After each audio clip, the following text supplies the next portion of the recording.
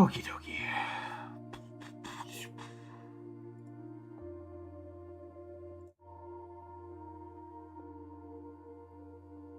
That's not what I was supposed to do. Well, it's working, so whatever.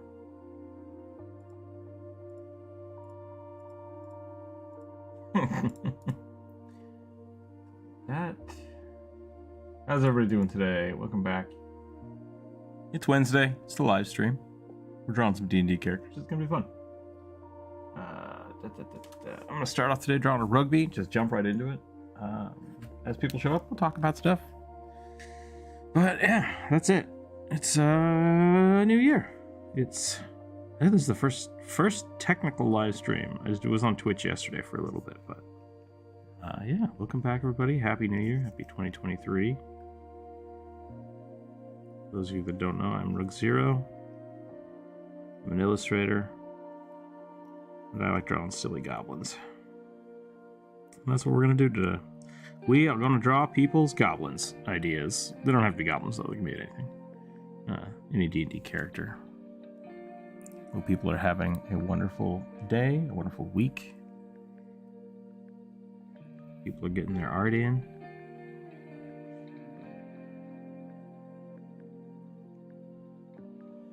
Let me jump into the Discord. That's what I forgot to do today. It might be helpful. There we go. We're hanging out in Aggie.io. Like to come hang out, you're very welcome to. There's a link in the Discord. If you're okay with your art being posted on the YouTube, you're welcome to come draw with us today, as long as you can follow the rules of the Discord. Be kind to each other, don't draw on each other's stuff, don't draw anything inappropriate. I reserve the right to kick people out if I want.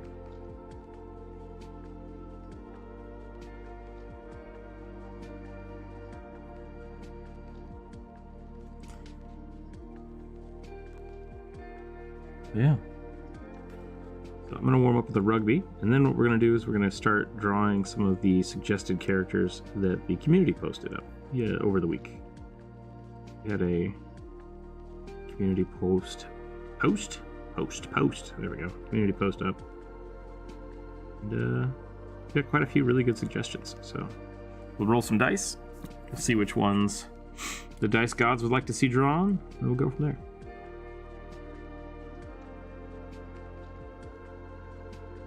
I haven't drawn a rugby with a feather in a while. He needs a little feather. Are goblins birds? Maybe goblins are birds. That could be kind of interesting.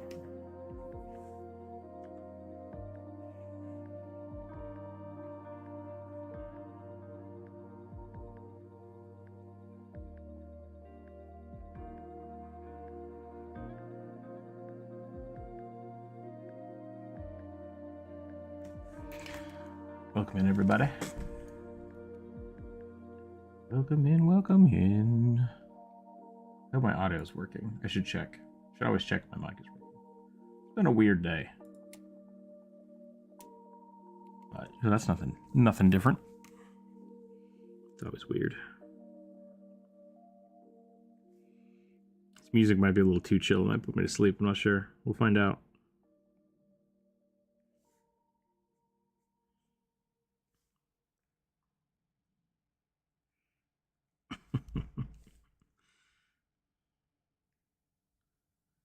I never really know what rugby's going to look like until I draw him. I'm always surprised.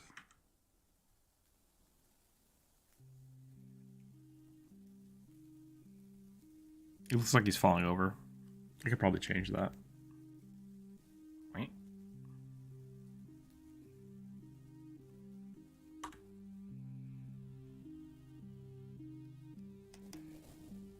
Do I want to write a message?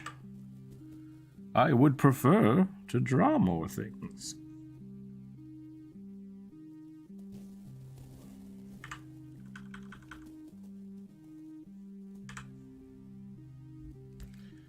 I just realized, I don't know if anybody's not talking or I just can't see the chat. There we go. That was really weird. My chat didn't load until just now. Hello, good morning. Elvin Hair. Ambrosia, welcome in. First stream of the year. Weird since I only started watching a few months ago. Yeah, oh, welcome in. We've been doing this for a while now. Yeah, it's been a little while. I joined like 2 weeks ago, and I just joined the Discord. Nice, welcome in. Welcome to the Discord. Western Justice, I can add one Wolfforged Samurai Barbarian again. If you'd like, as long as you haven't written that down yet. It's time to get a full picture. I mean, it doesn't always work that way. You never know. Dice God's got to be in your favor, and then the rest of it just happens as it happens, you know. That's why I like it being vague.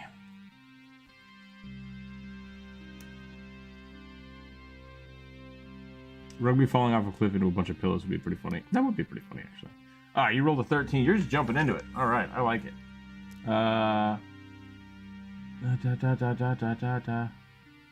A modern D&D male panther laned barbarian with a crowbar and a jean jacket.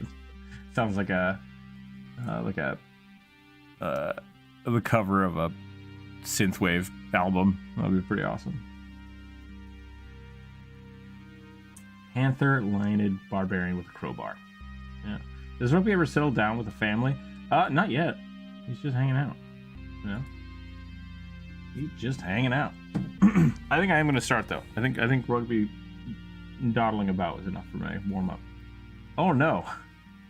A Leonid Rune Knight. What the hell, Dice? Wielding a pole arm. Chinese armor inspired by Gayu. Long beard. Not needed, but appreciated. Right. Apparently we're drawing lines today. So I got a Rune Knight, and then Ambrosia is drawing with us today. What was yours? I've forgotten already. Oh no.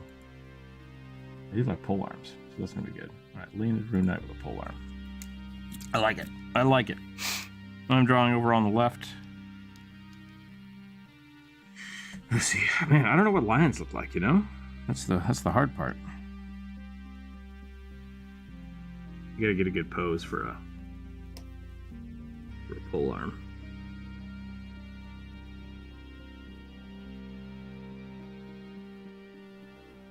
Lionids are strange to me. They always remind me of Johnny from... Well, I mean, they are supposed to be the cat folk from Magic the Gathering. So Johnny's a really good example of one, but... I don't know. I like the cat folk. I never really thought about the lion folk being necessary, but people like them. People really like them. You know? Not my place to say one way or the other which is better.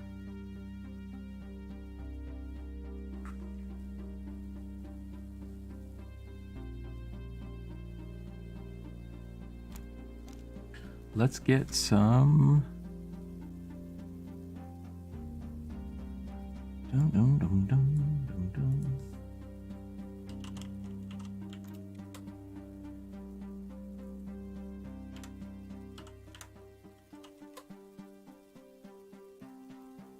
Man, there's some cool pictures.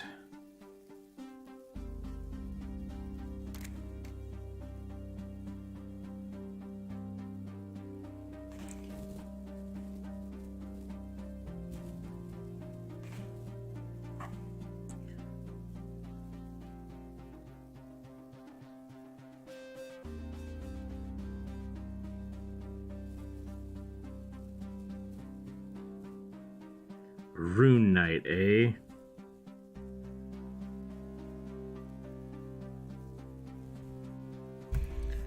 Yay, first drawing's mine. Thanks a lot. Yeah, no problem.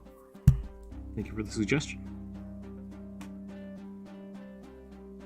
I'm really glad people enjoy the live stream viewer suggestions. I used to do a lot of just like live streaming my work, just like my and doing commissions and stuff. But yeah, those didn't go over very well. But we've had a lot of people suggesting things now, and so I'm really glad that people enjoy this part. So I think we'll keep doing these.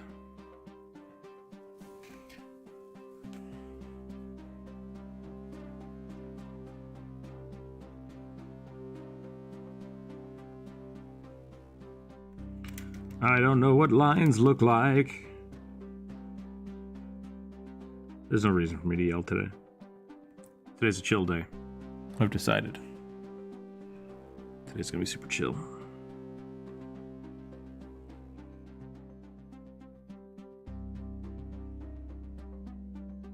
I also want to work a lot more today on texturing, which is something I tried to do last year and I kind of failed at it. So hopefully today's drawings will be a little less all over the place and a little more detailed. That's what I want to try to go for. I'm going to try to do a lot more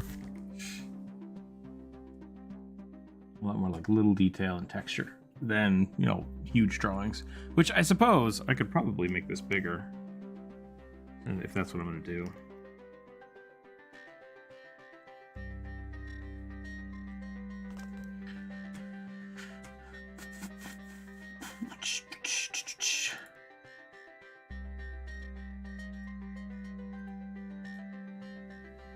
Oh, you hash brown?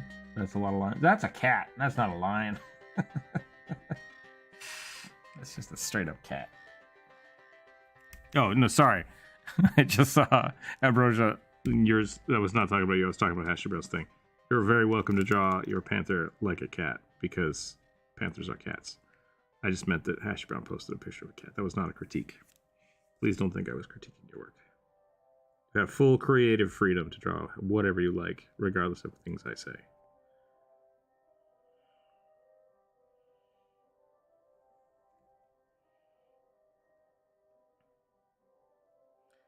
When I have people drawing with me, I always have my hand covering up their stuff just because of the placement of things. And so sometimes it takes me a second to see what people are drawing.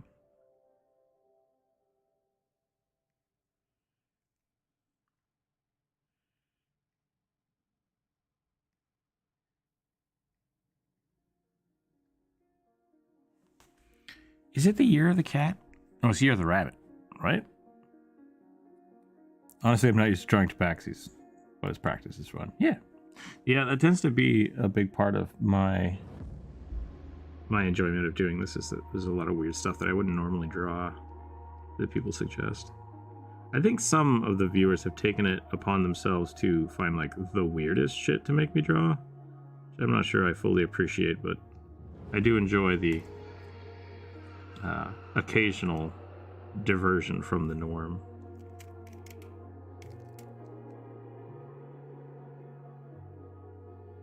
But oh, we've had some strange ones. We've had some strange D&D creatures that I didn't know existed.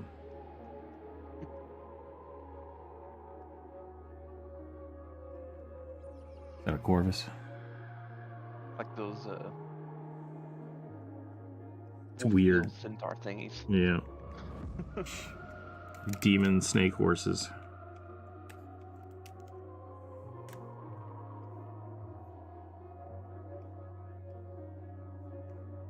How are you doing, Corvus? I'm alright. Good to hear.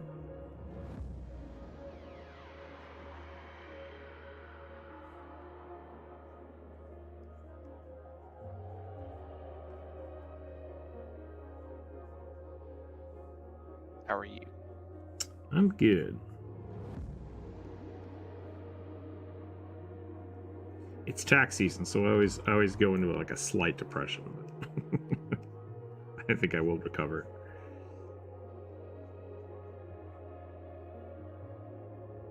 Well, I hope you do recover. Yeah, that should be fine.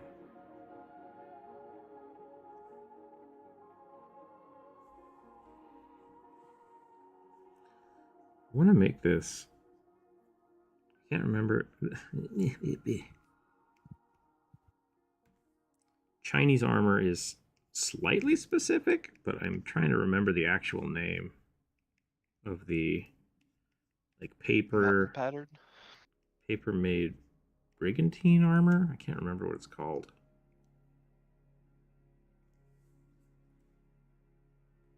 What did you say? I said mountain pattern armor. Mountain pattern armor. That's interesting. What's that? That is kind of that's like the transliteration of the Chinese name of the armor. Okay. It's made up of certain parts of it are made of a type of interlocking, kind of similar to scale, but they lock together, or lamellar. Lamellar? Okay, that might have been the word I was looking for. Ooh, what And, character is this? Love tabaxis. We're on the left. I'm drawing a Lionid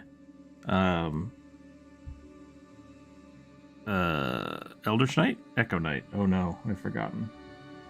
Or is it a Rune Knight? Rune Knight, thank you. And on the right, Ambrosia is drawing a Lionid something. I'm bad at remembering today, apparently. Panther Barbarian with a crowbar. Yeah. I think you're thinking of Brigantine. Could be. Could be what I was thinking of. What were you saying, Corvus? I'm sorry, I interrupted you again. I think I was done. Okay.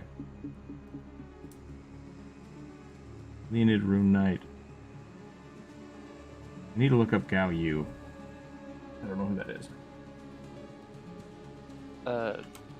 Guan Yu? Guan Yu. Guan Yu. Got it. Semi-historical figure from Romance of the Three Kingdoms. Wait. We can do that.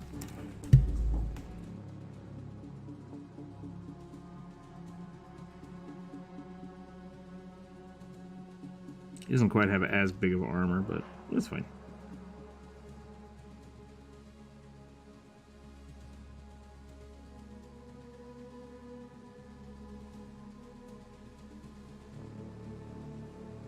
I do love me some spears. Polearm's not technically spears, but close enough in my book. It's a stabby thing on a long stick, so I would consider that a polearm. Like the difference between a polearm and a spear is like, is it a dagger or a sword?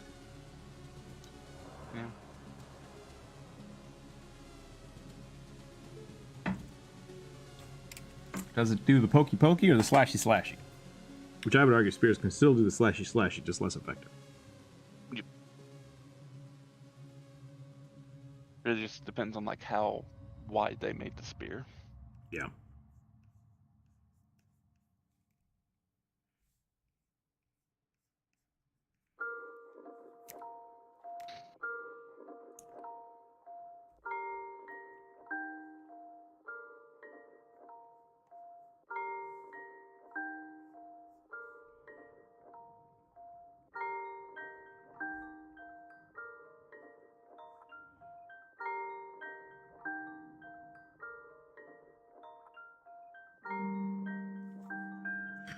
One of my bucket list items, like something I'd like to own one day, is like a broad-headed spear.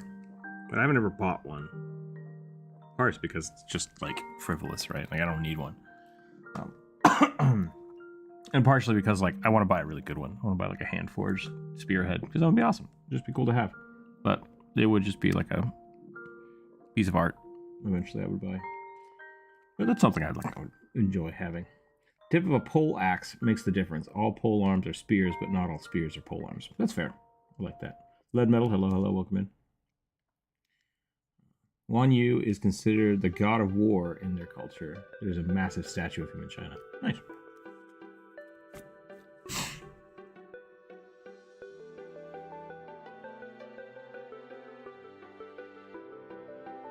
Hope I pronounced that right. I'm sure I didn't the first few times.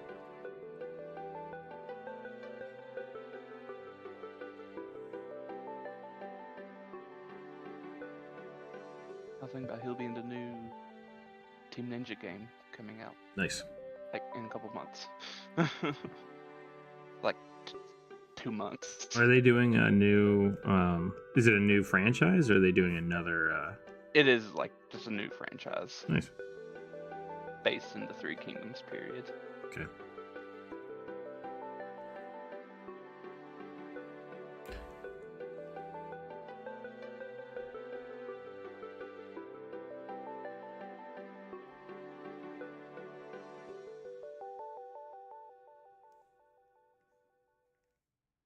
I almost want more floof. I haven't drawn any of the polearm yet.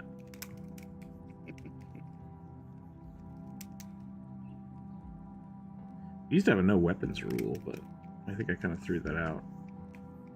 Partially because I got better drawing weapons, but A lot of it is just time. If you give... We need a name for people that hang out in our chat. Viewers? I was going to say, if you give a viewer a cookie, they're going to eventually want a weapon. Give an inch, they'll take a mile. Yeah. And if you give a viewer a weapon, they're eventually going to want a mimic. I've never asked for a mimic.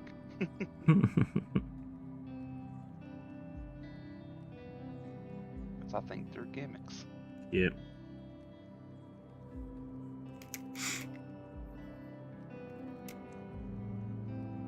Can you draw me something that's everything, please? No. Pick something. If that ever comes up, you should just draw like Truth from Full Metal Alchemist, just like a vague silhouette of a person.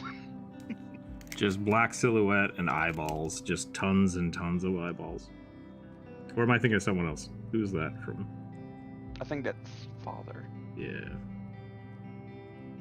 Truth is just like a white blob with like a vague dark outline around them. Yeah, it was like the opposite of whoever was talking to him, right? Mm-hmm. They use their weapons to roll for intimidation. I like people rolling for intimidation. I think it doesn't get used a lot. Or if it does, it gets used kind of as just RP. It's like I like intimidation in combat. That's something I really enjoy. I like trying to find things that can do. So I always try to convince my players to use RP during combat, but like for a purpose, right? I think a lot of people, especially with a good example of kind of an overestimation is handle animal. Like, okay, I want to take their wolf and I want to make the wolf attack them. It's like, that's not how that works at all. But Deadly.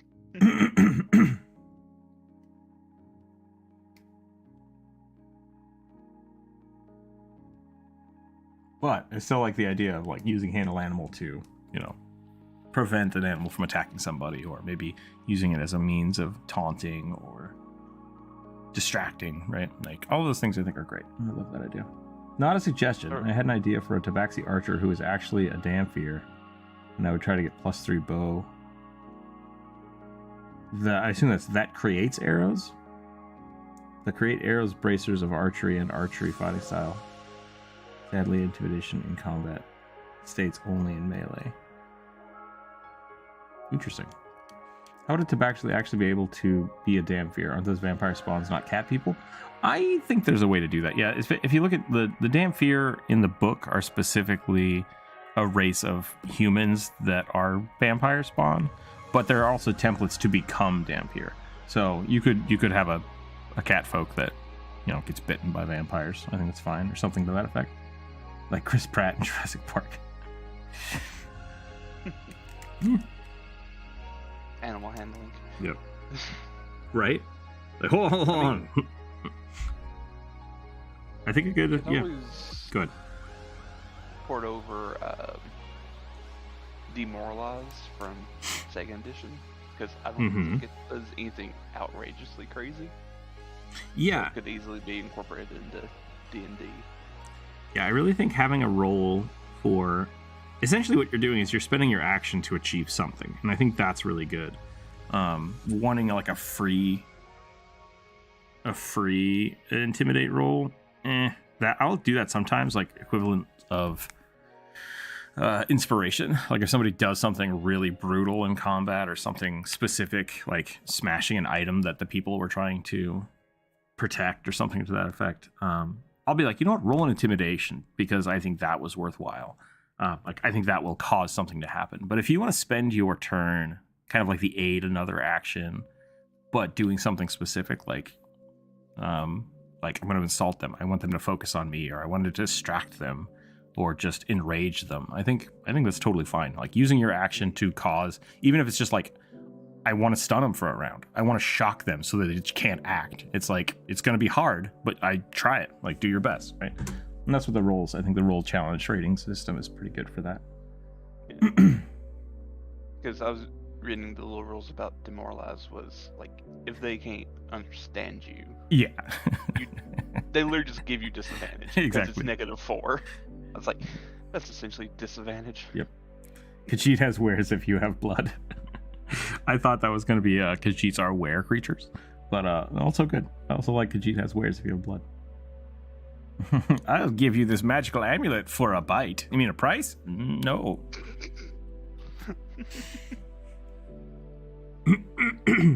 I had a Khajiit vampire in Skyrim.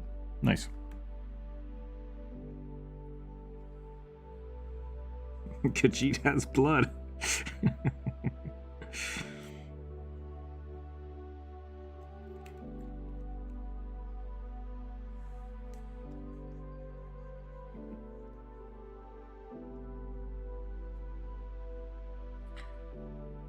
I missed what happened. Did Bruce just start over? I think I'm done. Not too proud of it, but at least it's some practice. Nice. Good. Good. You're next. Wizards one-shot an enemy and turns around to the other without a word. Be horrifying. Oh, yeah. Yeah. Khajiit has wares if you have skulls for the skull throne. My favorite one to do is like if someone does like a crit and a creature had like 1 hit point left, it's like that was such a waste of a crit. I'm gonna let you roll for intimidation, or I'm gonna let you, just like everyone around you is feared for the next round, or is intimidated, or fascinated by you. I think those kind of things are great for crits. When the crits themselves don't have as much effect. Not enough oomph. Yeah, not enough oomph. Just need a little more pizzazz.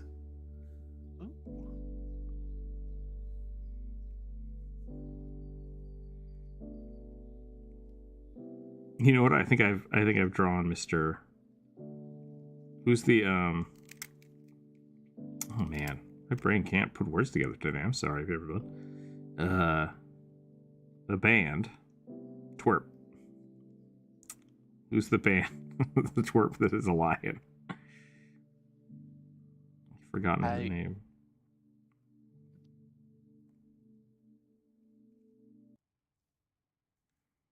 You're speaking a great mystery to me. I have no idea what you're talking about. Oh man. Twerp is great. They're a band. They're good. Mr. Sun. And then you have the robot. There's a robot.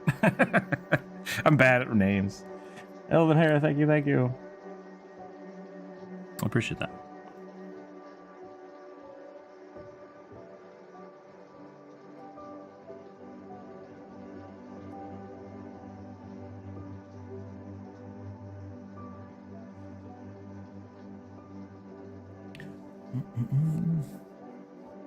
Khajiit has wares for blood sacrifice. To what? The Khajiit, of course. Yeah, that makes sense if it's a vampire. At the Hashy Brown. I guess it's just HB. I should say the HB, even though I know the secret. I know what the HB stands for. Now so does everyone else. You have skulls for the skull throne. I have an idea of a Thrycreen who would just act like the Terminator, walking around with 2 automatic rifles. Sadly, it would only work with DM's grace. Why the Terminator, though? Just because they're, like, uncaring bugs? Or you just like that? There's a Terminator that has 4 arms. Is there a Terminator that has 4 arms? And I've never watched any Terminator movie. The one I'm thinking of with the 2 rifles is just like the base model T-1000. It just has 2 rifles, which was awesome. There was an arcade game for it back in the day that had 2 players. But I always just paid for 2 players and then used both rifles because it looked cool. Because they really can't speak common. Okay, that's fair. That would be General Grievous with 4 arms and whatnot. General Grievous would be a really fun character to play. Especially with a Thrycreen, if you did like a Warforged Thrycreen. Oh, so good. So good. It would definitely allow the multiple arms, multiple guns thing.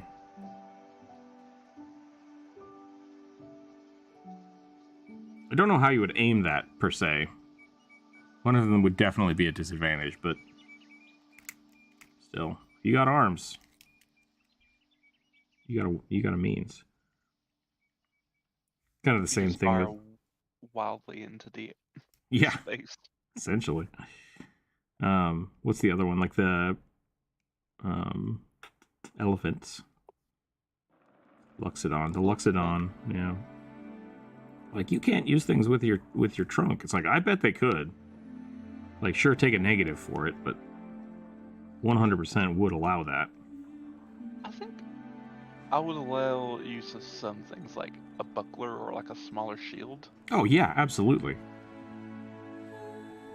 But if something requires like super dexterity, I'm not sure if I would allow it. Yeah, exactly. I always think that's true too.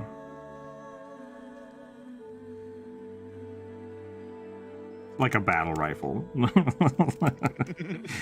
Musket or like pistol, maybe. But like, yeah. Turok the Barbarian actually... Oh, Turlock the Barbarian actually made a build for him. It's nasty. Nice. Does he have the 4 lightsabers? Because those exist in D&D, and I don't know if people know that. Yeah, they're the sun swords, aren't they? Yeah, sun swords, or in Pathfinder, it's just an enchantment called, I think it's Bright, and it just bypasses armor. It bypasses all armor. So you just, yeah, it's great. Sounds like a very expensive rune. It is, yeah. You can put it on bows, which is really funny, which essentially makes them guns. And so that's In really addition to the real guns. Mm-hmm. Because I think what it says is it doesn't shoot. The arrows don't actually hit anything inorganic. So my friend once shot through a boat and killed somebody, and I was like, technically that works. Rules is written, that's fair. So who knows? I have a General Grievous Warforged I'm playing in the game. He's an Oath of Vengeance Paladin and the Hexblade Warlock. Yeah, that's perfect. I like it. 3-sword style Luxodon, painted green. If you know. If you know, you know. Yeah, I guess I don't know. I'm sorry. Why painted green? I'll have to think about that one. I think I'm about done with this. I didn't get the polearm in, but which is a sad day because I really love a pole. Let's draw a polearm. I'm gonna draw a polearm real quick. I did a Luxodon Wizard Artificer combo. Should be pretty solid. The Luxodon in Magic the Gathering were famous for their amazing weapons. Luxodon Warhammer was a really expensive card for a long time. And it had one of the like coolest pictures of a Luxodon I think I've seen. Like I love that card. For the third buckler on the Luxodon, if you look at an elephant's trunk, it just has a pinching action, so the buckler would work. Yeah, I think so. No matter, I'm glad at how Danger Floof looks, my friend. Good. Murder Floofs. Yep.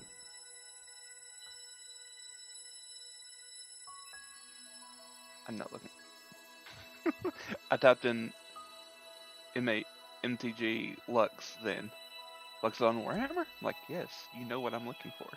It's a super famous popular card. Ah, okay. I'm not what I sure. was thinking of. I'm not sure if the Luxodon Magic the Gathering is weird because how they develop their cards is they have people write stories. And then eventually those stories get put into blocks. And so like they could have written the whole universe for the Luxodon. The first thing I ever remember seeing of the Luxodon was the Warhammer. And it's just like, why does that guy have an elephant face? That doesn't make any sense. And then they eventually added a few more Luxodon cards. But like, so much of the lore of Magic the Gathering is just in books that most of the community will never read. So, Yeah. So yeah, the Luxodon, pretty interesting. I wish they would share some of that, like outside of just like a few little blogs here and there. Yeah, I mean, you can definitely read the books. The books are, I've heard, pretty good.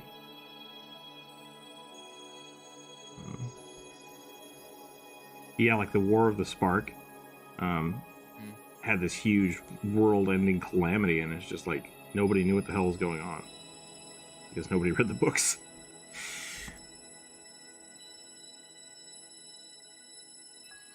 Yeah, I thought that Nicol Bolas, God Dragon. Yep. He's also kind of a lich. Kind of a Or lich. necromancer. Yeah, he's more like he was He essentially. eventually got like an army of the dead. Yeah, On he his was side. stealing people's souls. So it was less that he was a lich and more that he was just a Douchebag. he was a necromancer. That's a better way to look at it. Instead of raising the dead, he just converted people to dead. I don't know how to say that. Yeah. Because I just remember a lot of like weird blue skeleton mummies. Mm-hmm. Which Yeah. was a cool design choice. I was like, that's interesting Yep. to me. I The think Dread Horde. Which is weird. They were different than just normal undead. So it was a whole thing, but cool idea. Yeah, good.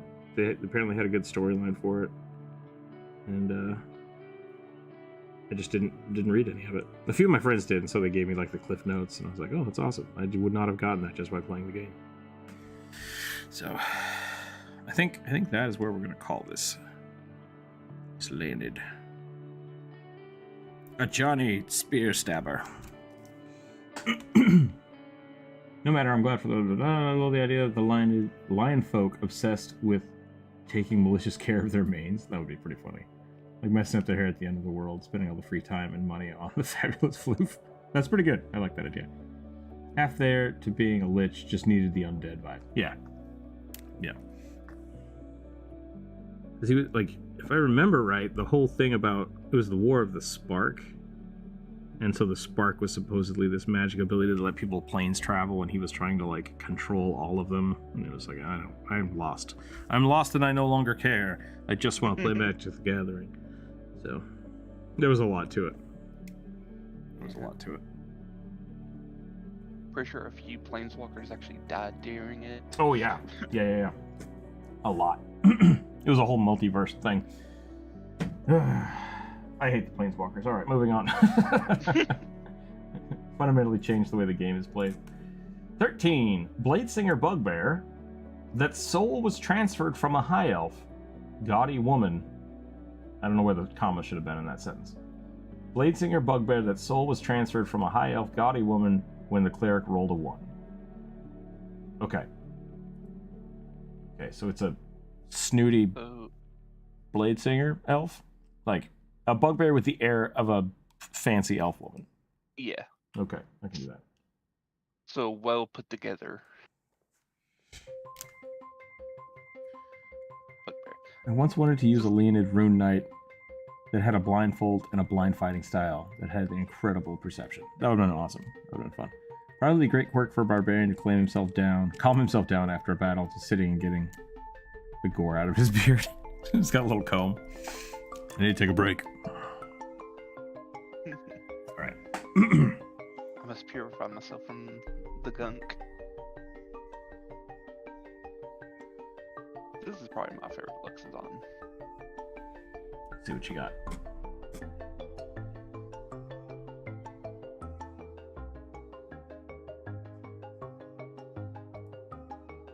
I'm off the Discord. There it is. Ooh, that one's weird. That one looks like straight up an artificer. Yeah. It is from it's from the Strixhaven set. Okay. So he's like a member of one of the colleges there. College of Indiana Jones Fanatics. You have to get in and stay out of the library.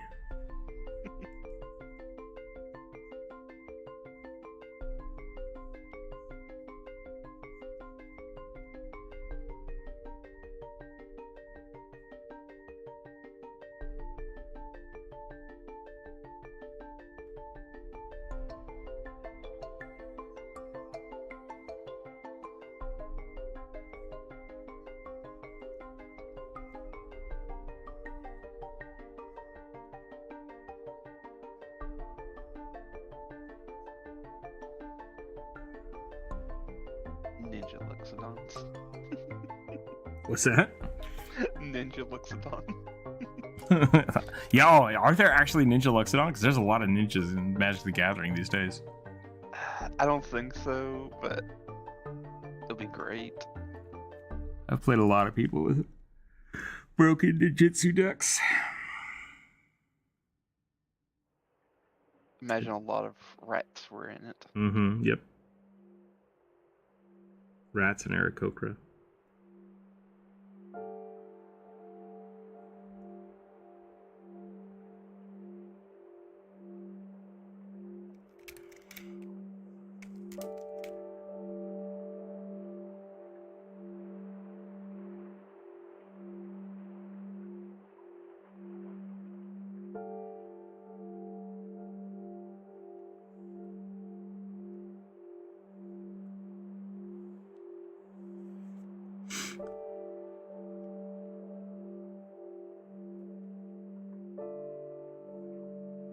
What was this? A Blade Singer? Blade Singer's a bards, right? Blade Singer bard. No, No?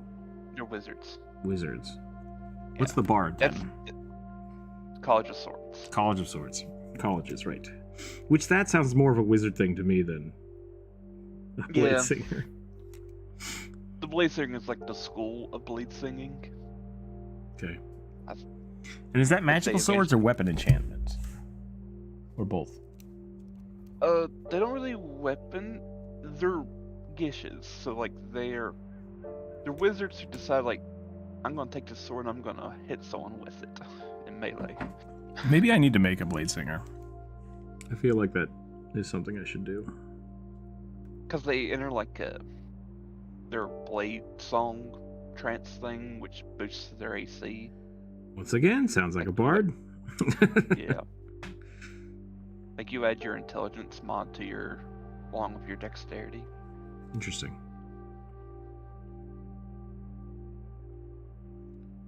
Tell you You what. could only use it like once per day. Mm. But they're like, yeah, no, that's we're gonna draw this word is based on proficiency. Interesting. So I feel like that's something I should try.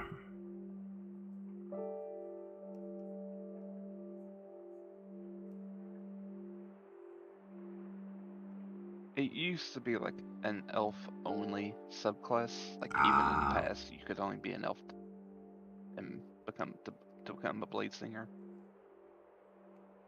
They got rid of that, of course. Sure. I like the heritage system. I think it's makes a lot more sense.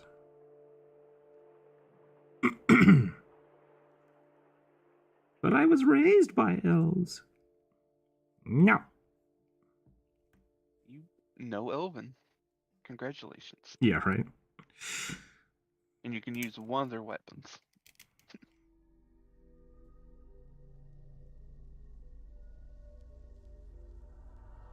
I'm gonna look up a Blade Singer. I want some reference. My dad wanted to play a Minotaur rogue purely for the claws. Yeah. Popping up the hoops when you sneak. College of Indiana Jones graduates must have survived a dungeon under the school and grabbed the treasure to get out. That's pretty good. I like that. That's not actually far from what they do, though. That's the funny bit. Wait, is there a College of Indiana Jones? No, the College of Lorehold Okay. I was talking about, it.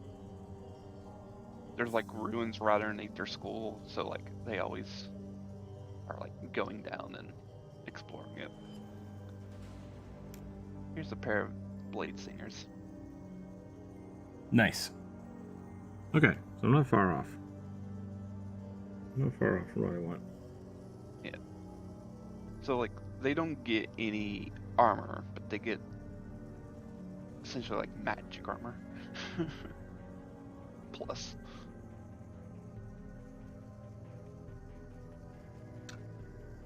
I'm Sword Mage.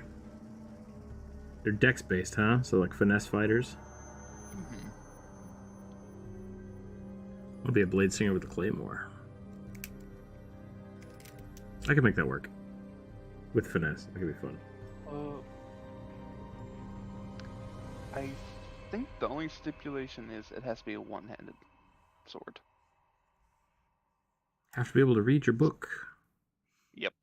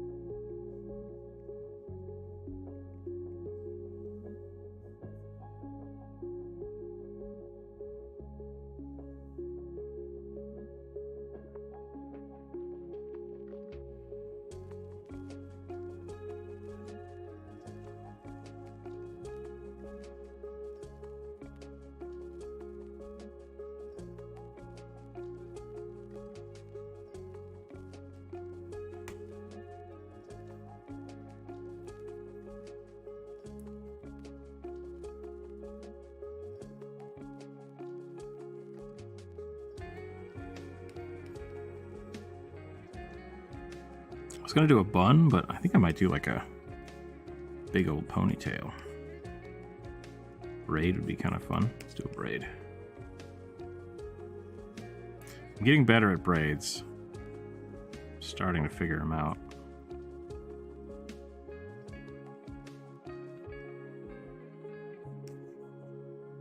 Big part about it is thinking about them as boxes. Long boxes. Square tubes, if you will.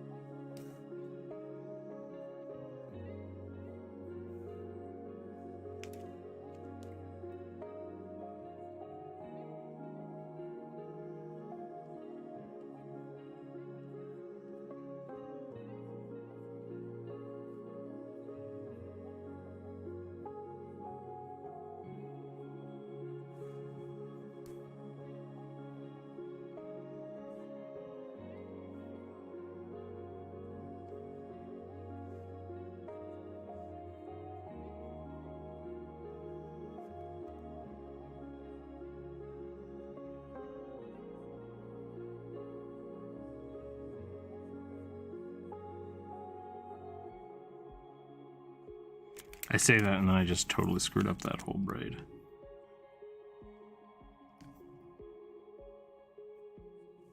Sorry, I'm in a reading chat. I'm focusing. I like an idea I had to put in a weapon. I like an idea I had to put in a weapon. It is a sword that throws swords when you swing it, and named it the sword. It's like Legend of Zelda style. Just like mew, mew. I can do that. I can get down with that. Braids will grow on you.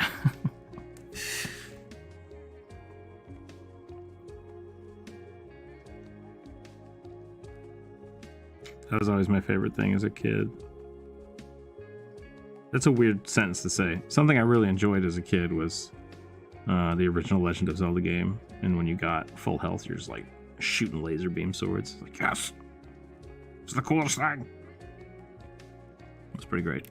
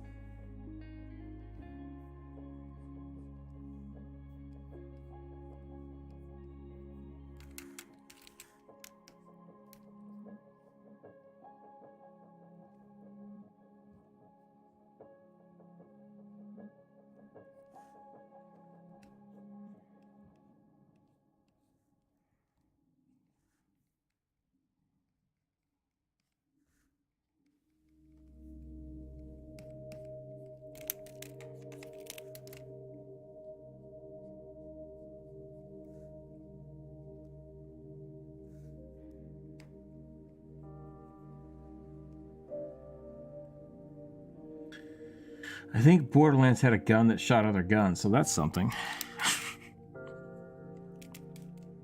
That would not surprise me from Borderlands. Yeah. I screwed up this elbow. Hold on a second.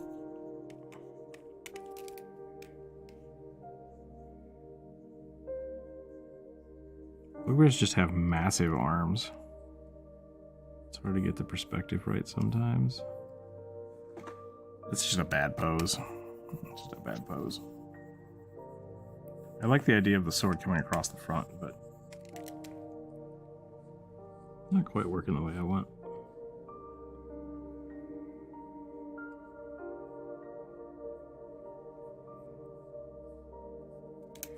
I'm like an open, flowy robe.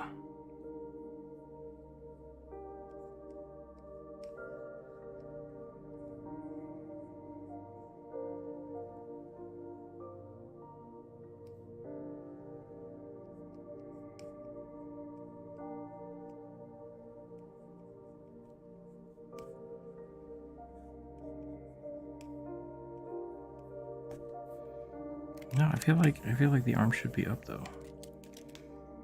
We have the sword. Oh.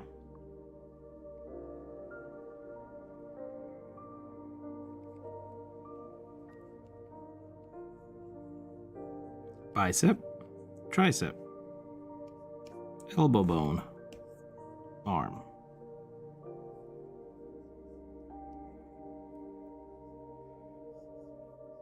There we go. I'll erase all of it very lightly. And we'll come back in here. Redraw the parts we need.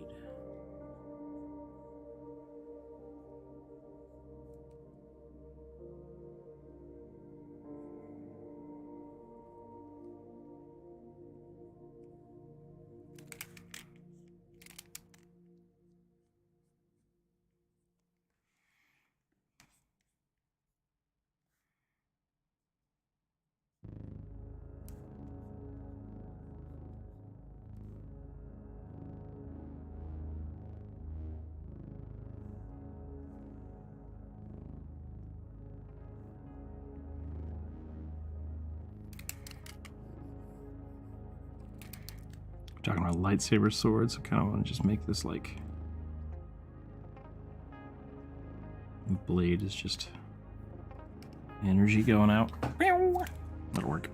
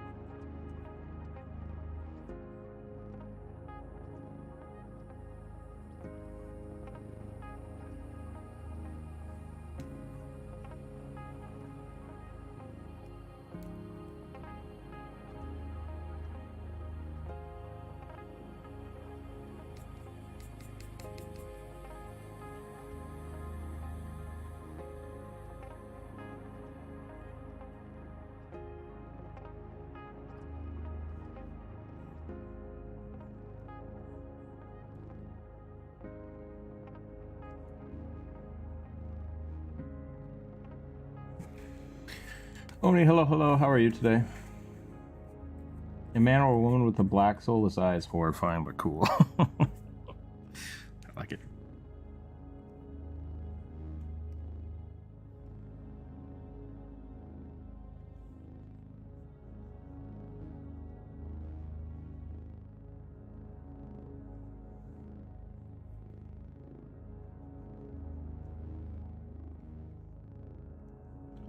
Is it me or are the blade singers just supposed to be Jedi? Now that I'm looking at them more. I think people probably did use them to make Jedi for a while, but then they made the Force Knight or Psy Warrior, whatever it's called, which is just a Jedi. Okay. Like you get a forced jump ability and Jump of force. like a shielding ability. But can you reflect laser beams with your sword? That I'm not sure. I never looked too deeply into the Sly Warrior. That surprises me. I thought you would have been all over that. I looked more into the Soul Knife. Okay. Which I did as I well. was- I like the soul knife, but a little weird. I was digging the idea of making like a Soul Knife Barbarian. And the knives taking the form of like psychic axes. Ooh, okay. I like that. But I'm not sure how well a Barbarian and Rogue would mesh together.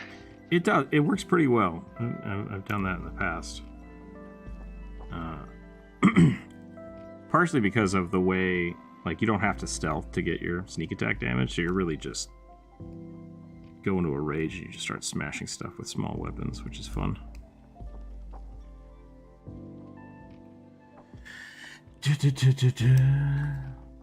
You haven't done my frog wizard boy yet, I hope. I'll write him out. So I'll write him out. Oh, yeah, if you want. That's fine. I can add it to the list. Soul Knife is probably my favorite fantasy class of all time. Cyanide is routinely underwhelming. Oh, that's too bad here. I have a Soul Knife that creates cards with a psychic blades. That's pretty good. Yeah, I've done like a shuriken build a few times with the soul knife. Just trying to be like, just having infinite knives to throw is pretty great.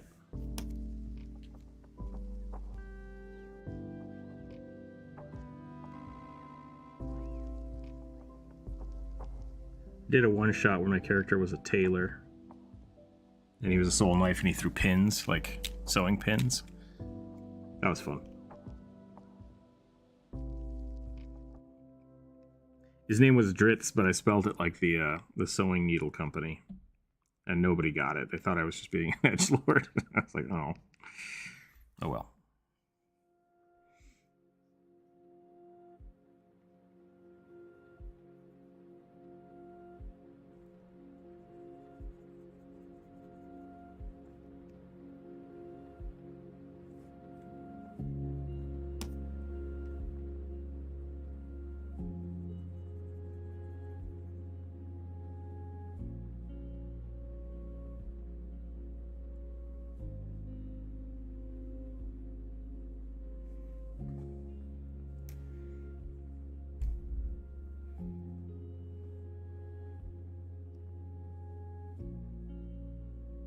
I was also really into the Phantom Rogue as well.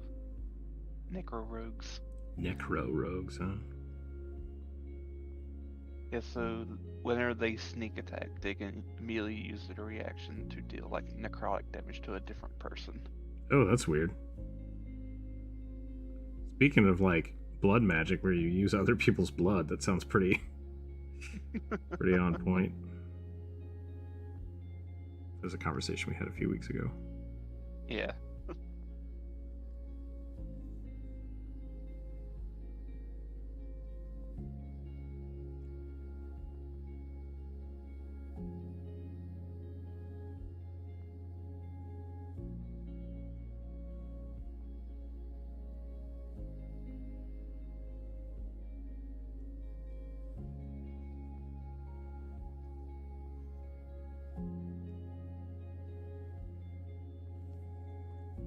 I think I'm gonna call that there.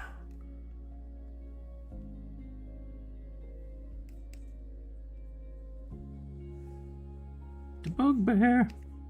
The bugbear elf. Soul knife. No, not soul knife. Blade Singer. Blade singer. There we go.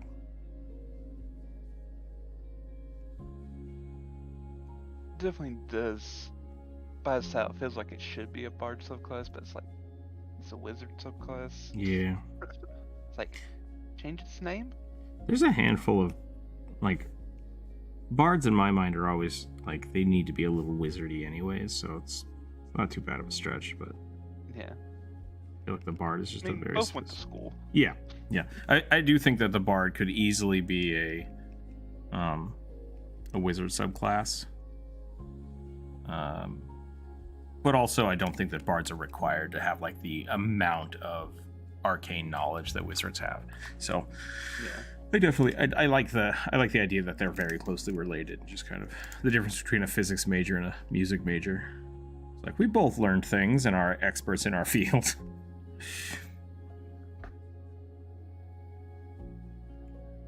Yeah. Okay. I think I'm gonna call that one. One went to the liberal arts side of the university, the other was in the science building. Always. Yep. I still love that idea that PhD recipients are wizards. Like if you just, I am not a wizard. I do not know how magic works. But I mean, you're studying the fundamental principles of the universe, right? Well, yeah, it's like you're a wizard. It's fine. It's not an insult. It's just a thing. I love the Order of Scribes, Wizards, Draconic Sorcerers, Spore Druids, Celestials, and Genie Warlock. I mean, that's a lot of things to love, but that's fine. You can love all those things. It's great. And a Giant Barbarian. My favorite idea for a Vicious Mockery is someone who flipped people off. Just really simple. I like it. I do that a lot with my characters, and whenever I have a character that has Vicious Mockery, I always get choked up. Like, I insult them. I say something untoward about them.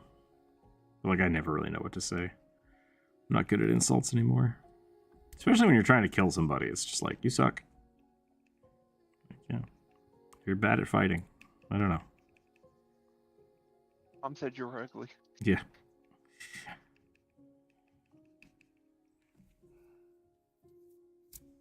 Alright. I'm gonna roll the dice. Let's see what else we can get in here today.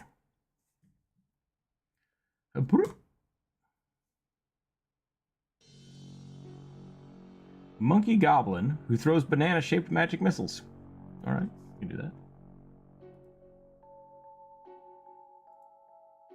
Banana-shaped magic missiles.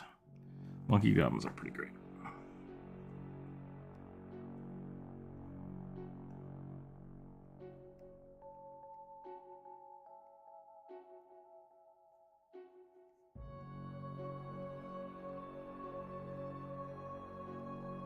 I saw art for snow goblins, and I was kind of more in love with them.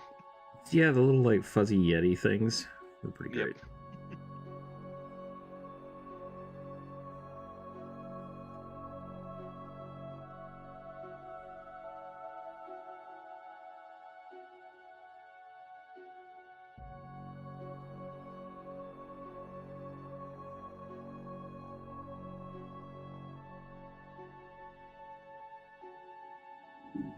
Goblin water did not seem to become a Grindylow.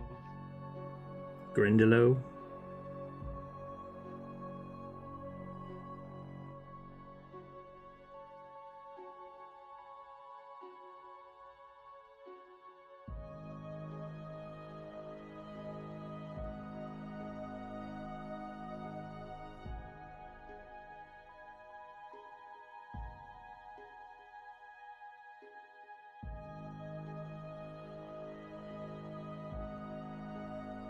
Okay, if he's shooting magic missiles, he's either got a wand or is a wizard. We gotta figure out which one of those it is.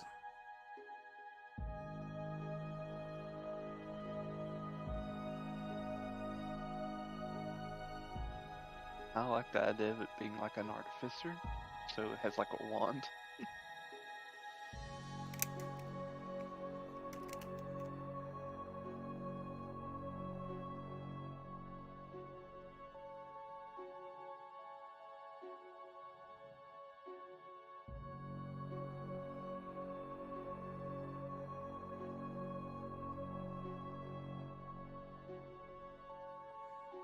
Monkeys have weird teeth.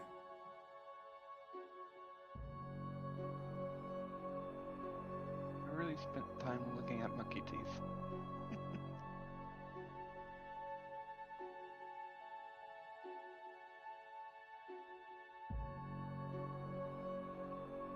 teeth. You've not yet lived then, I guess. Hey, I'm sorry I'm late. Oh, what have I missed? Not a lot, Todd. We've just been drawing some stuff today. We've been drawing some monkey goblins, and we've drawn a whole lot of cat people. It's That was bad. I had an idea of a tiefling monk and a vicious mockery that never attacked with anything unless necessarily. Sadly, no D&D is better than bad D&D. That's fair. Yeah. Father smelled of elderberries. That's a good one. It's a classic. It's a classic insult. Mother was a hamster.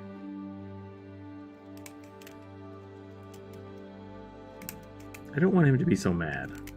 Because he's a goblin, I think he's got to be a little derp. He is shooting a magic missile though, and I don't know how jovial you can be when you shoot magic missile. It's banana-shaped magic missiles. Yep. I've just got like a super monkey ball stuck in my head.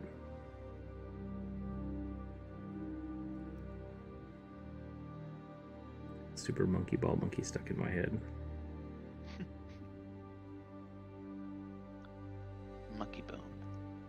Monkey bone, oh man, I haven't thought about that in a while.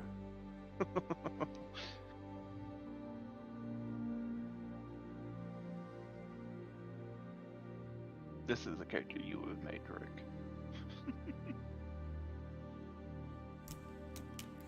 Take a look at this. I might have missed you adding my suggestion, just checking.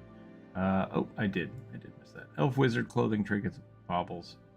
The frog motif. So there's a wizard with...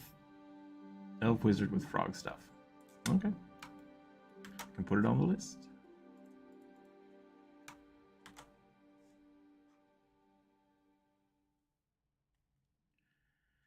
Anything... tiefling monk with vicious mark never attack. Oh yeah.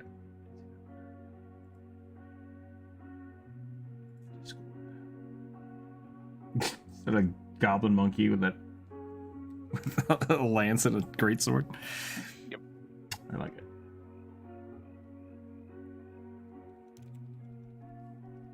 Wake up to mind flayers and say you're so dumb you have to eat brains to think you're smart. Insults? I think I just like, I don't know, I used to be really snarky. I just don't insult people anymore.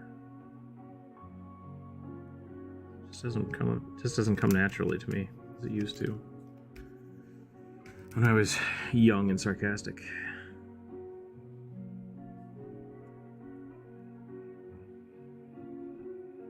Are you Hmm? type of teen to have one of those like sarcastic T-shirts? Oh yes, that was my entire personality. Oh God. It was t-shirts that said snarky things, and then I didn't talk to anybody. And old people would always read my shirt and they try to talk to me about it, and I'm just like, I am wearing this because I don't want to talk to you. Like, that's the whole point. So who knows?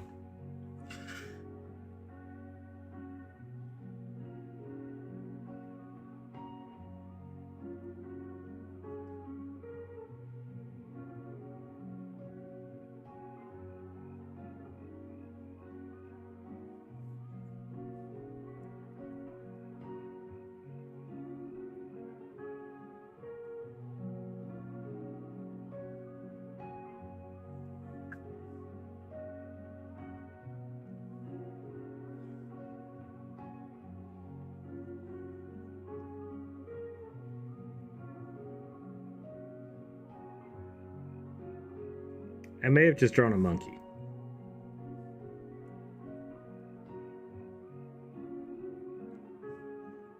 I may have just drawn a monkey.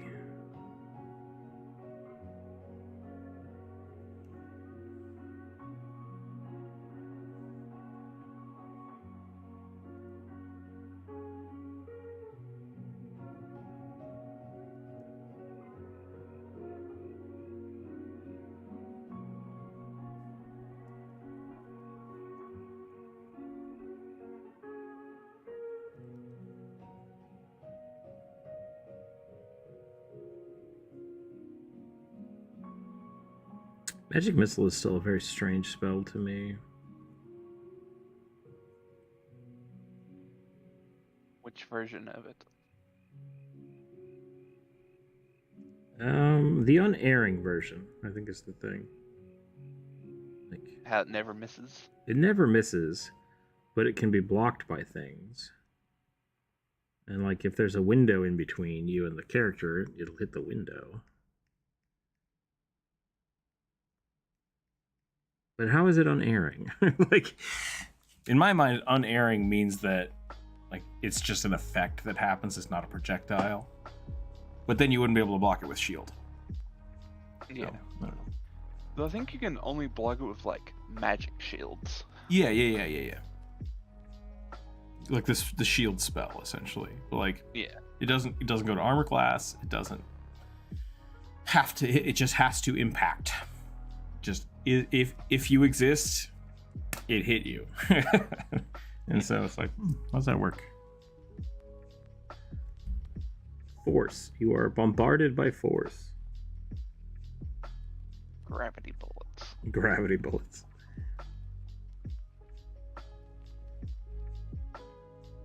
What?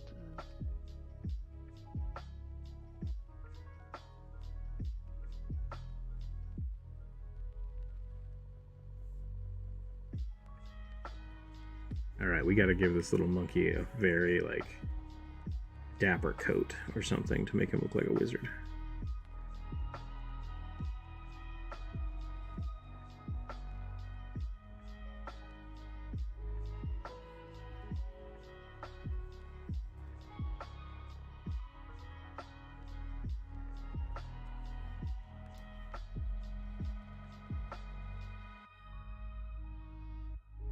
That is a great monkey goblin, by the way. Yeah, it's from Magic the Gathering. There's some pretty good ones in a few of the sets. What about a magic item that is a shield, but it works like a lightsaber? Like a laser shield? I mean, those exist, right? I think saying it works like a lightsaber is a little too vague. You really have to define what that means. A monkblin? Yeah, it's a monkey goblin. They exist in D&D. They're pretty great. I think what I am missing is like massive eyebrows. That's what I'm missing from this little dude.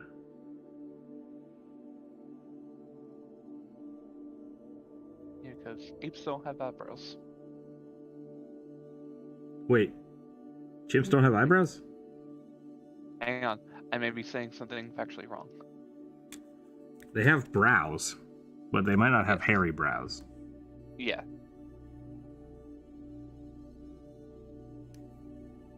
Look at capuchin monkeys, because I think they're one of my favorite monkeys.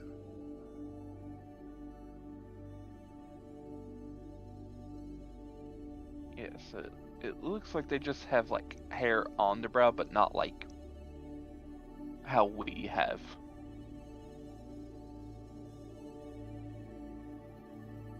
And apparently it's only with some of them.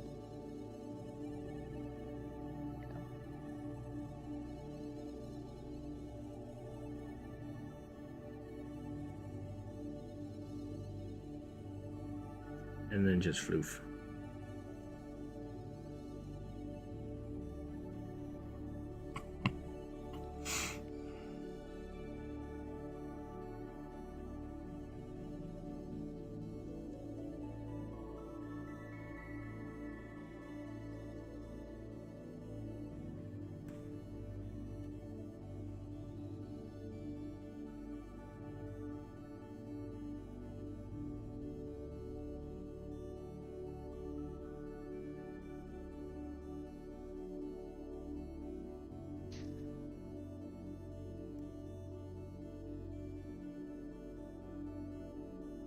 Don't hate me, Chad, but this monkey kind of looks like an NFT monkey. Everything that is just like a single thing in a crappy background is gonna look like an NFT from now on. Yeah.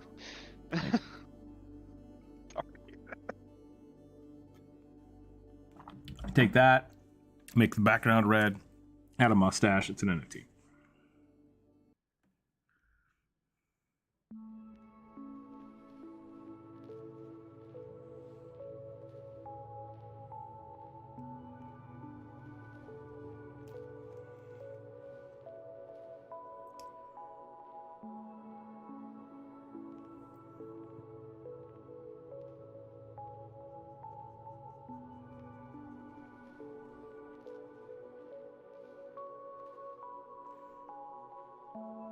How's everybody's D&D games going?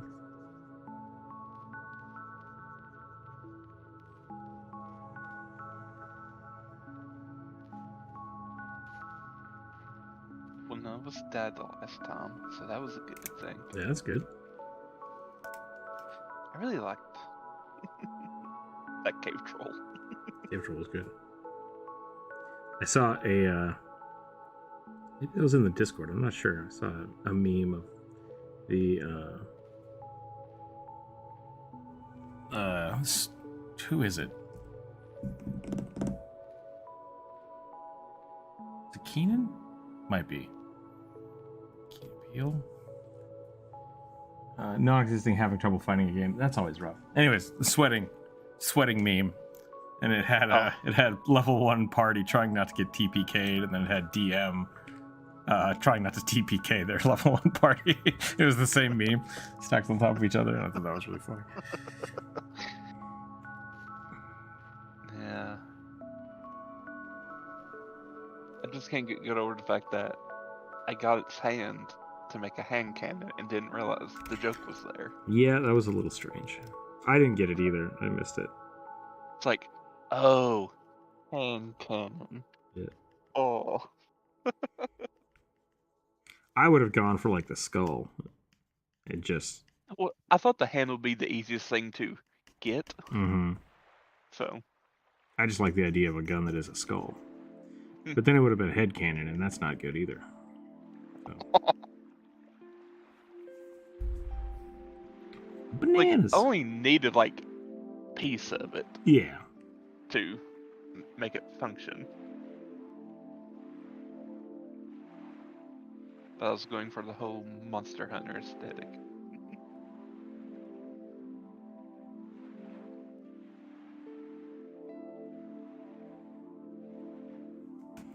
Magic missile.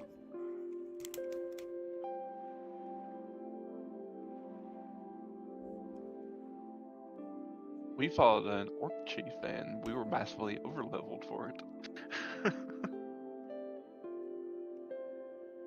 Wait, when did that happen? When we were playing with, it was when you were still playing Finny. Oh, that's right. What's your favorite? Oh, sorry, go ahead. I was just gonna say we just kind of sat there and while you and Dagon tried to talk your way into the camp. Mm-hmm. Go on now. I don't play anymore because I have no one. That's a bummer. There is a. If you guys want to start trying to set up a game in the Discord, we have a place for people to start looking. But I think a big part of that is trying to find GMs and stuff and people that have time and setting up schedules. It's always rough, but like try one-shots. Try to run one-shots sometimes. It can be a lot of fun. I'm running a Pathfinder 2e campaign on Roll20 right now. That's been going good. My players have decided to declare we're on local orc tribe. I assume that's supposed to be war on a local orc tribe, and are vastly underleveled. Oh no. Well, there's two solutions to that problem. They'll either get leveled up or find a new campaign. What's your favorite type of backstory? What's your favorite character backstory that goes for the whole chat? Cannon Head, next character on Chainsaw Man. I still haven't seen Chainsaw Man. I probably should. Favorite backstory, huh? I'm really weak on backstories. Partially because I like to kind of learn my character as I play. And so generally what I'll do is I'll come up with something that's very vague. Like Finny, I play Finny a lot. She's an elven alchemist. I picked elven alchemist because in a lot of the Pathfinder books, elves don't like alchemy. Like it's just a weird little snippet of information. I was like, that's interesting. And so I thought it would be interesting to play a character who's like, she essentially went to be an adventurer because it's like, this is a thing that a lot of elves don't know about. So I'm going to go learn about it. And she just ventured out into the world. That's generally about as deep as I go for backstories. I don't like having to pin myself down to figuring that out until I start playing the character.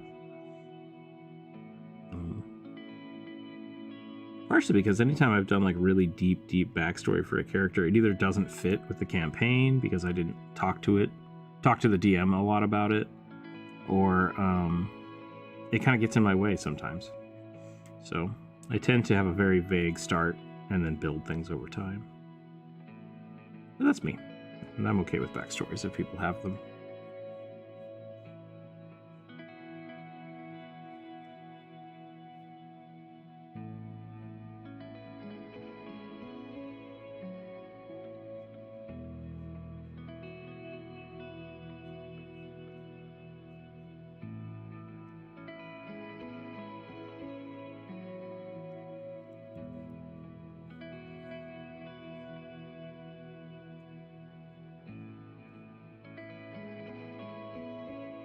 I cast a banana.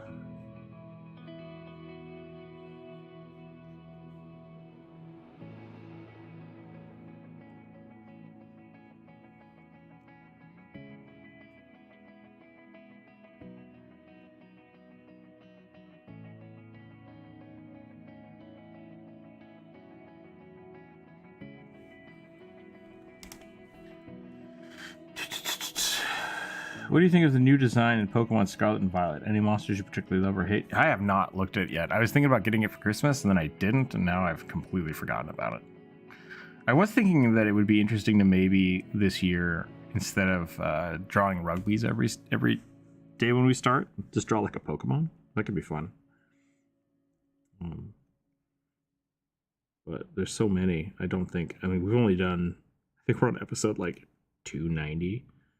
So if I had already started doing that since we've been doing this live stream, I wouldn't even be, through Gen 2. Yeah.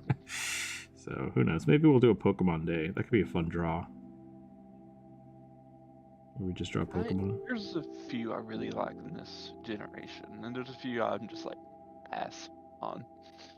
I've seen a lot of the meme ones because of my Instagram feed. But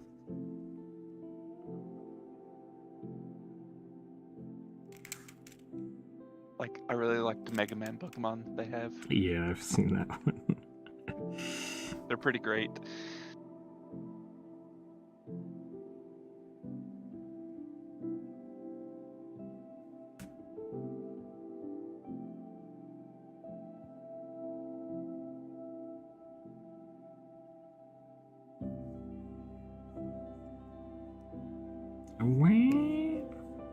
Well, it looks like he's summoning a banana, but I'm okay with that.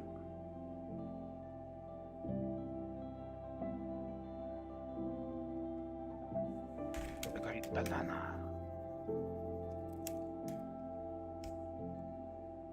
Chimpo, the Great Wizard.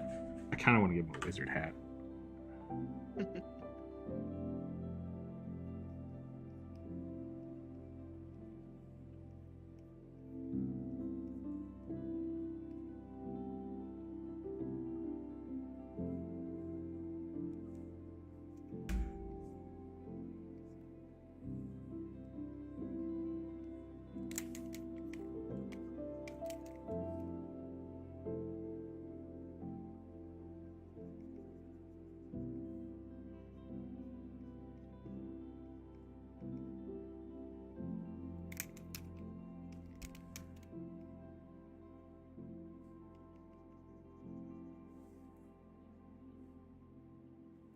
All right, I think that's about good. We're going to stop there.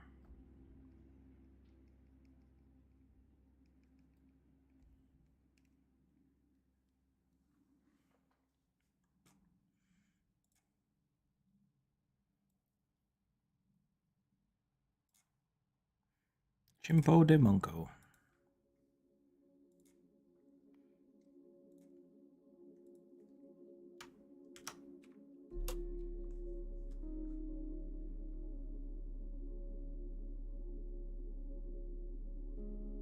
Alrighty, what are we rolling now?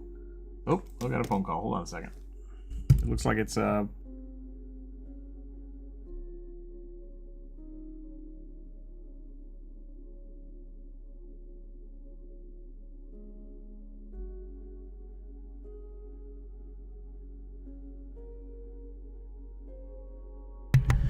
Jeebus. All right. Telemarketers. All right. So for those of you who are just jumping in now or don't know what exactly is going on, we are going to roll a die. We have a whole bunch of viewer suggested D&D characters, and we're gonna draw one of them. Here we go. Oh my gosh! Again?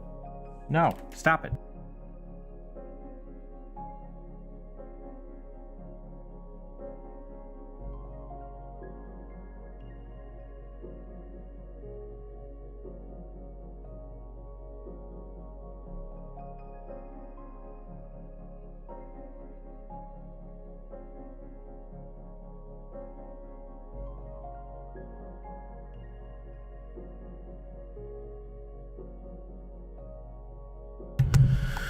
Okay, sorry about that. 3. So we're gonna roll some dice. We have people suggested characters in the viewer community page. We're gonna draw some of these. Half drow, human, woman, divine soul sorcerer. Mostly straight blonde hair, golden eyes, slightly gray, white. There's a lot of detail. Okay, raised by Nordic, terracotta gull. Have I done this one before? I feel like we've drawn this one several times. Arcane focus crystal shard necklace she wears as a bracelet.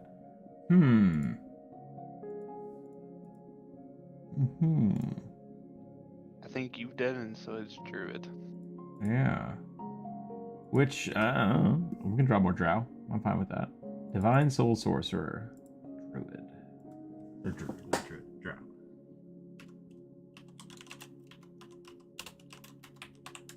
One of the better options for sorcerer. I mean, it really is just the oracle, isn't it? Like, it is essentially an oracle. Yeah. I really like the oracle class. That's a Magic the Gathering card. Okay. What's the Magic the Gathering card? I was just looking at different divine sorcerers.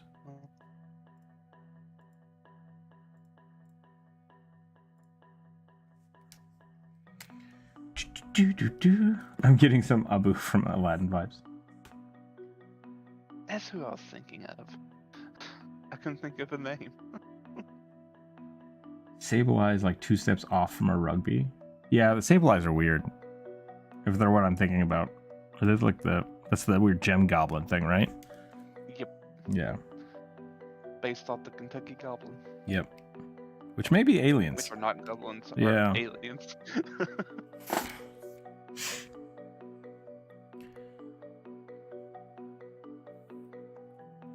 I might steal a little more of your space there.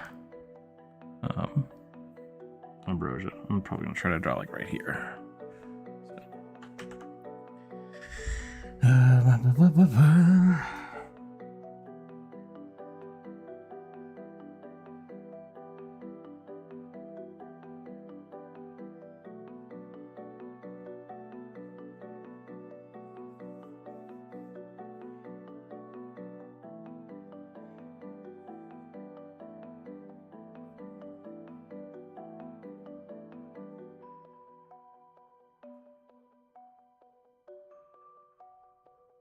Yeah, I really like the Oracle, partially because it like forced you to take a detriment. You have a curse, and then there's a bonus you get from it depending on the curse you take. I really like that aspect of it.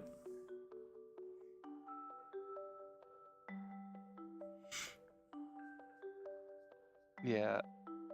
I do like how they've made the curses kind of specific to the mystery that you take. The mysteries, that's what they're called.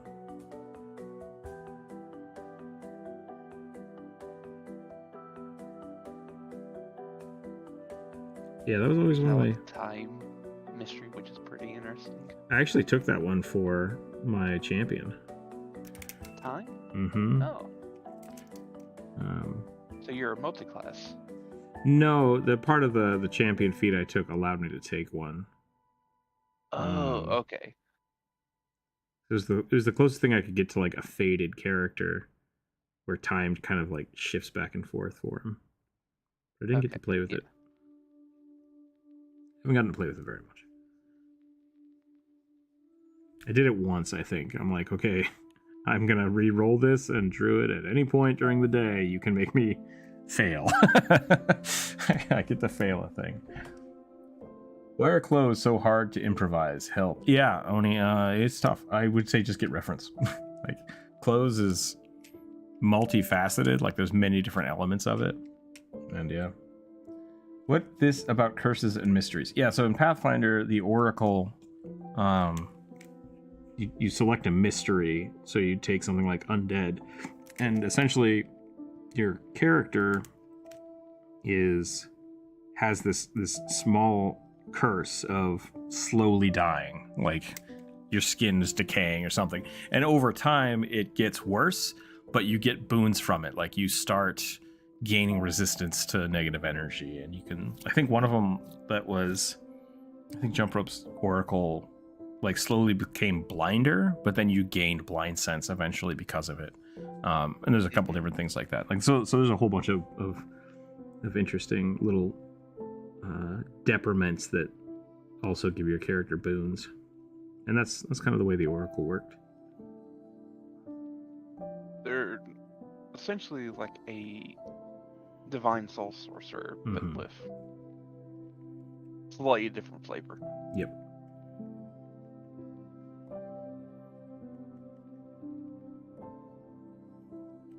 Because for a while I wasn't sure what's the difference between an oracle and a cleric, and then I realized, oh, one's spontaneous, one's prepared. Yeah, that was the one way to get spontaneous, essentially divine sorcerer spells.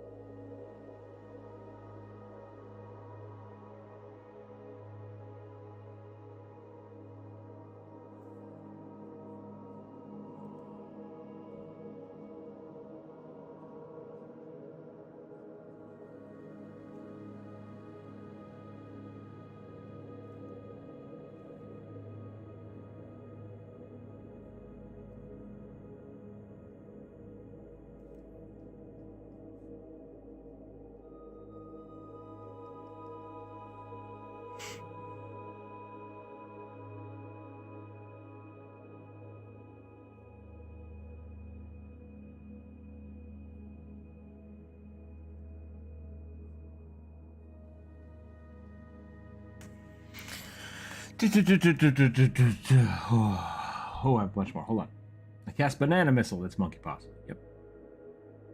Banana is an 8th level spell. Had a Water Genasi Draconic Warrior that was a noble from Karatur? I don't know how to spell that either.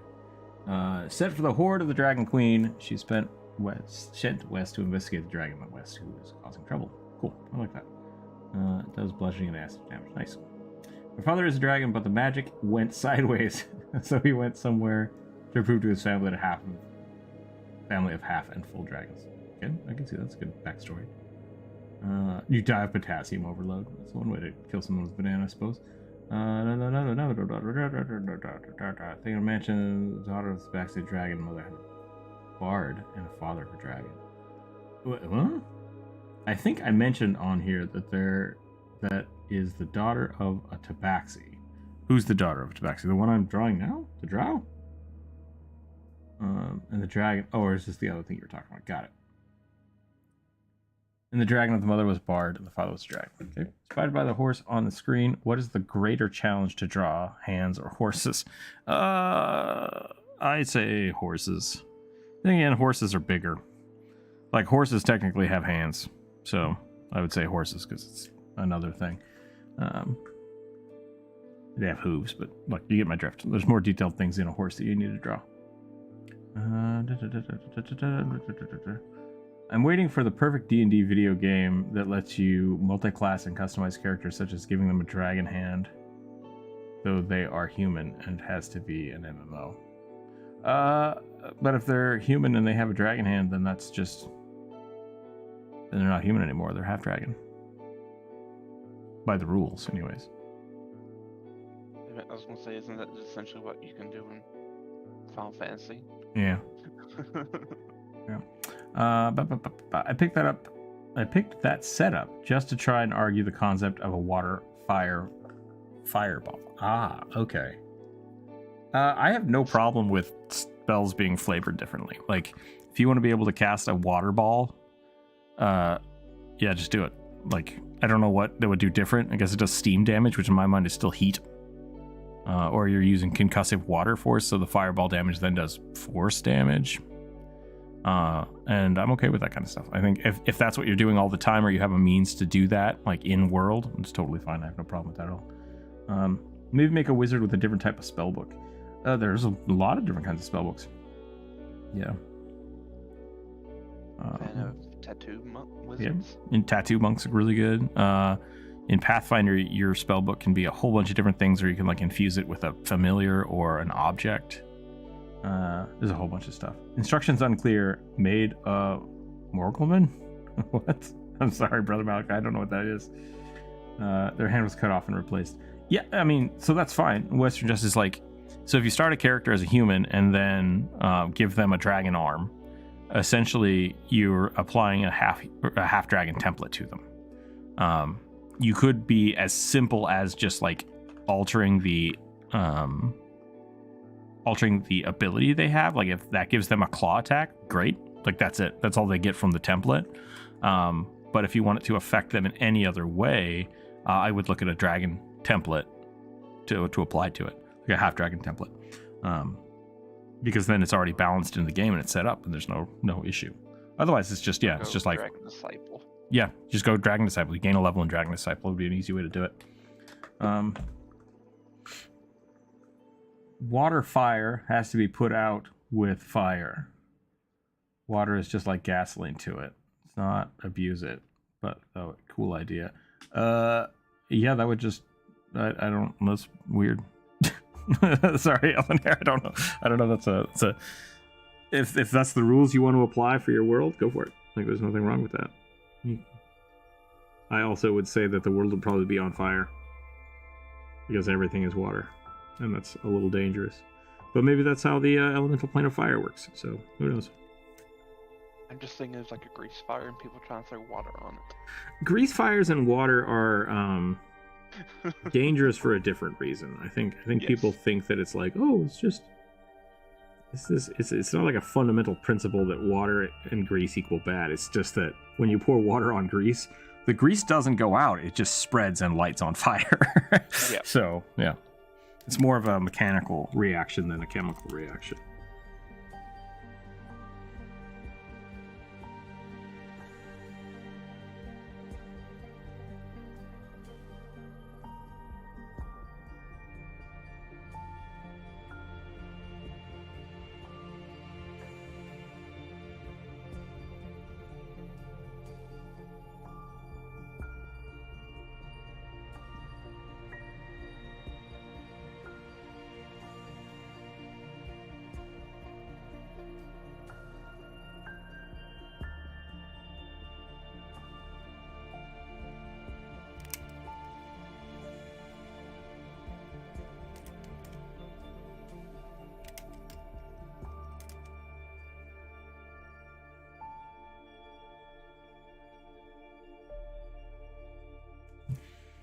Pip. Nope, just the hand. Yeah, I just don't see the issue. I think that's one of the breath weapons from the Ling Dragon in the Forgotten Realms. Just thought that they were cool. Hope they got updated for new editions. I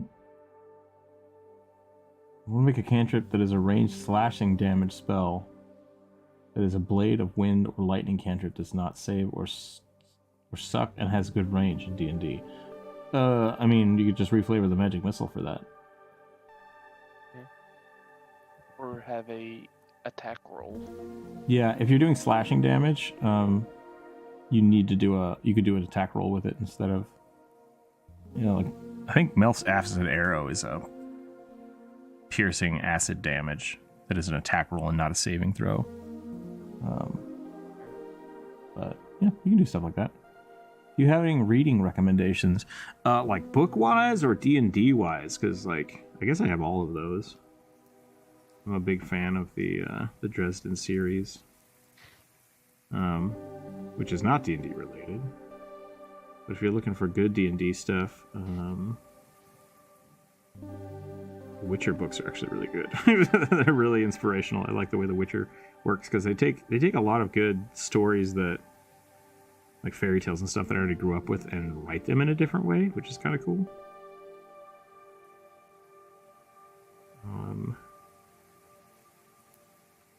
What just came out? Oh, there's a new book out, a new Pathfinder book I want to get. I can't remember what it is. We just talked about it. The one with the gunslinger in it. I don't own it yet. Oh, yes. Came out last year? Was it last year? Man, how did I miss that? Yeah, like it's not a new book. Well, it's new to me, I guess. I didn't realize it was out. Because the newest one, other than Adventure Path books, is the Impossible Lands book. What did they add in that one? It's the one that added the gore and Okay. it's more of like a setting book. Gotcha. So, for like the region of Nexgeb and the gun place. The gut place. Yep. Book-wise. Pathfinder has treasures and gear books coming out in February. Maybe that's what I thought it was. Guide to making your homebrew items. Maybe that's what I was thinking it was, and then I saw the other one and I got confused. Yeah, it's like treasure guide or something like that. Yeah, I would be excited for that too. Witcher even pulls from a lot of Slavic myths and are deliciously dark. Yep, I like this. Wereworld, interesting book series that I've never finished, but good. The Were Commendations Wolf. I don't know what that is either. Recommendations Werewolf. Yeah, those are pretty good. What was the last book I read? It's been a little while. Oh, I reread The Hobbit. That's what I did. The Hobbit's great. I really like The Hobbit.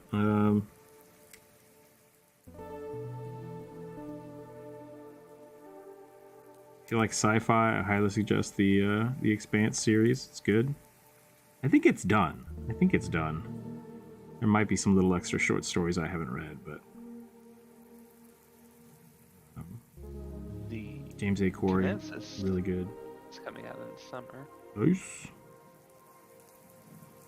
with the Rage of Elements.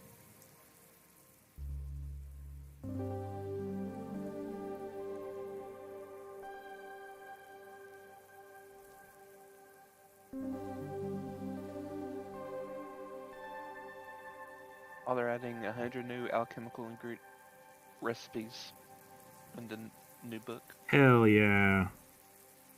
I really am not a fan of Pathfinder 2nd Edition's formula system. I kind of get why they did it, but like they just made crafting so unnecessarily complicated. And the crafting system is not great. But it beats the old system, which was just like, it's a spell. Use a spell to make thing. And then people just had the spell, and it's like, this is kind of pointless. I'm just going to be a sorcerer and have all these spells. So, it made it more unique, but also very strange.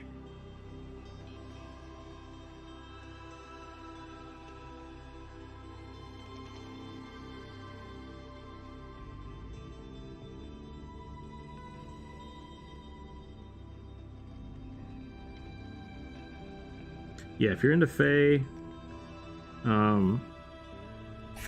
storytelling, like, how do I say this? Dresden books have a main component of magic that's all based around the Feywild and stuff. So I think that's a really cool thing. I really like the way that I think it's Butcher, Jim Butcher, that sounds right. Does a good job of that stuff. But I may be confusing that with someone else, so we'll find out. Werewolf, interesting, but honestly, I keep running into the Redwall books. I read a lot of them when I was younger. They're not a bad read. They're an interesting introduction to kind of fantasy storytelling, I think. Because really, you could almost read the entire story and not realize that the things are all mice. Even though they they're very openly saying it all the time. Like, this guy was a badger. And it's like, okay, got it. He's a badger. Like, he's a literal badger.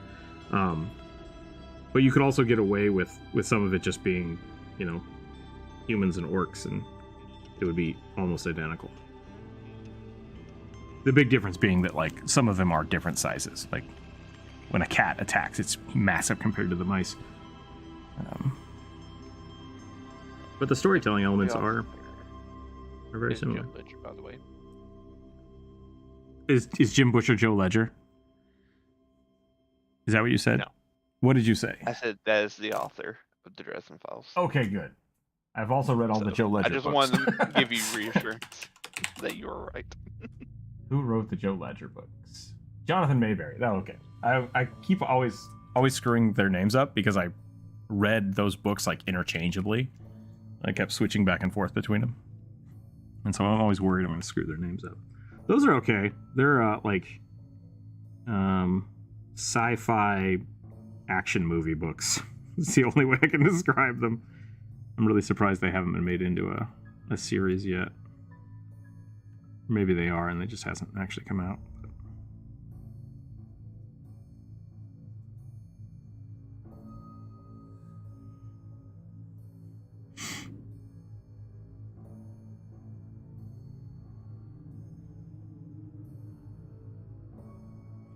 Nope, I don't want that going different directions. I want this going this way. Doing something a little different with this one.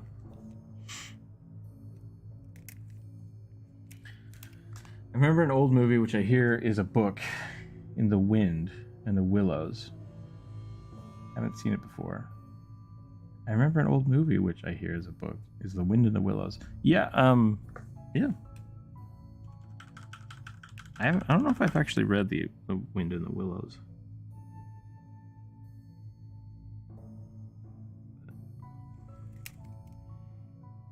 It's definitely worthwhile.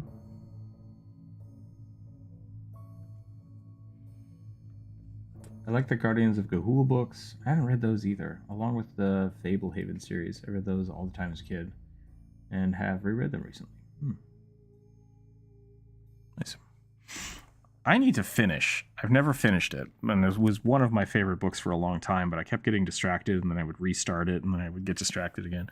And it was the Journey to the West. I found a actual translated copy of it. It's massive. Yeah. It's massive, and it's written difficultly because it's translated serialized poetry.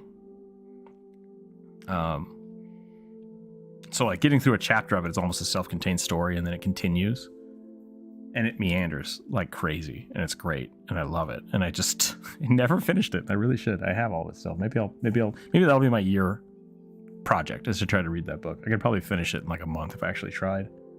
I used to just read a chapter of it before work every day. And I just stopped doing it. Essentially next week on Dragon Ball Z. Yeah. Yep. What if the Wind and the Willows Mr. Toad books are the future of the Redwall series? Maybe. That could be. I mean, like, they never really just... The Mr. Toad series is very strange. I did read one of the books, and it was really weird. But... yeah, it's a little strange because it's, like, set in a human time period. But is frogs. Is frogs and has horses. Like, that's the strange part. It's like, are they frogs living in a human world, or are they humans that just are embodied by animals? Like, is he not actually a frog? He might not actually be a frog, but he could be. Incredible Mr. Fox. I need to watch that. It looks really cool. And where were... Sorry, what was that? I was just gonna say I would really like to read the RC books. I hear a lot of good things about them. In the were-world, one of my favorite characters is a were-shark. There's also a were-fox, a were-boar, were-lion. So all of them. Were-foin, all in the first book. I mean, they're all were creatures, right? Like that's the whole premise. I don't know. I need to look more into that. And today's the first day I've heard about Wereworld. So, is that a comic or an actual series, like book series? Ooh, Sandman. Sandman's a good comic series. Very dark. I need to get the last few editions of that for my collection.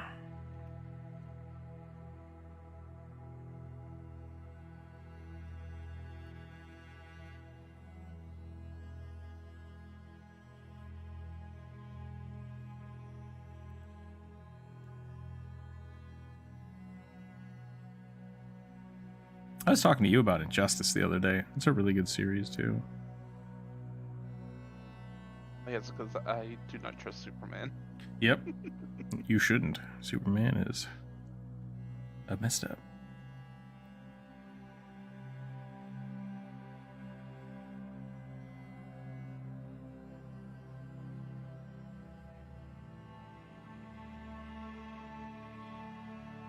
Okay, I think I'm about done with this. It's more of a portrait than anything else, but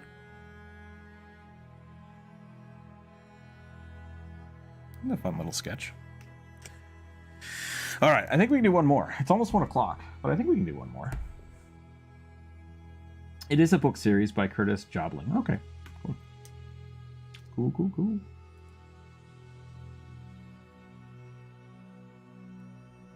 She was supposed to be half human. Oh well. It's not super. It's kind of drowish. I don't know. Sorry about that. I like it. I'm really happy with what I did. 7. It is kind of hard to make distinctions without coloring it. Yeah. That is the problem with drow is like, because their skin is a tone of like starting black and then coming to like purple coming up. It's hard to make that distinction without either flipping the intensity of the entire picture or just making or painting in the tone shifts, which is hard in a sketch. But I always try to make them a little more angular than other elves and stuff. A parrot-inspired Aarakocra warrior. Let's do it. A parrot-inspired. It's a barbarian that's just inspired by a parrot. Here's my muse. Superman should not be trusted with how common and varied kryptonite is. What did you say? So a pirate? No, I said it's a pirate or parrot totem barbarian. Parrot totem barbarian.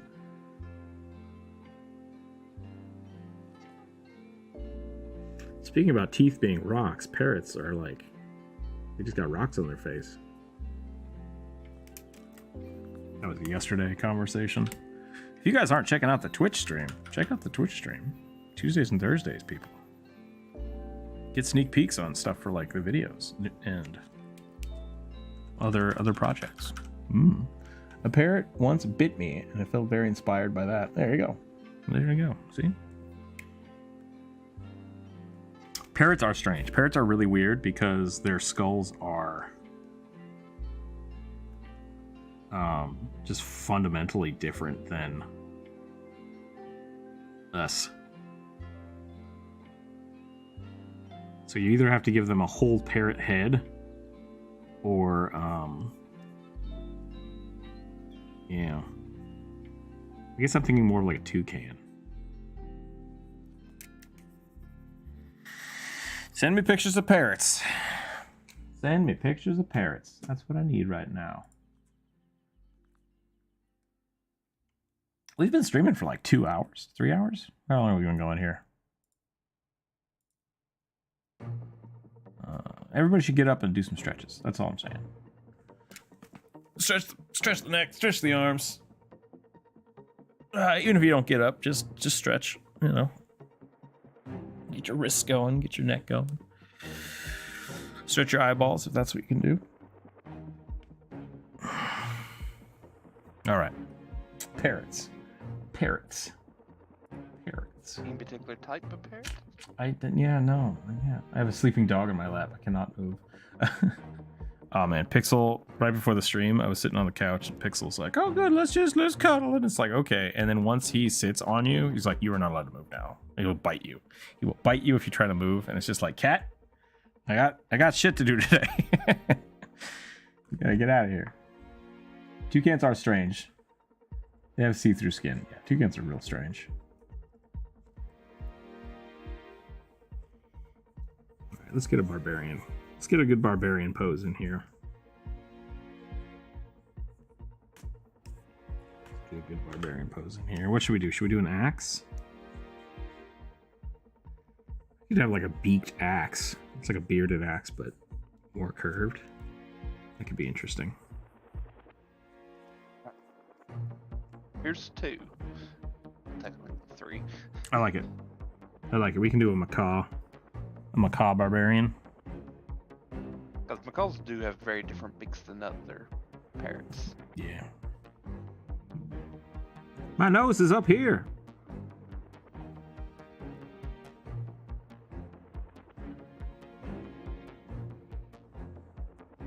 I crave violence. Yes, all macaws do. I'm in danger. I'm in danger.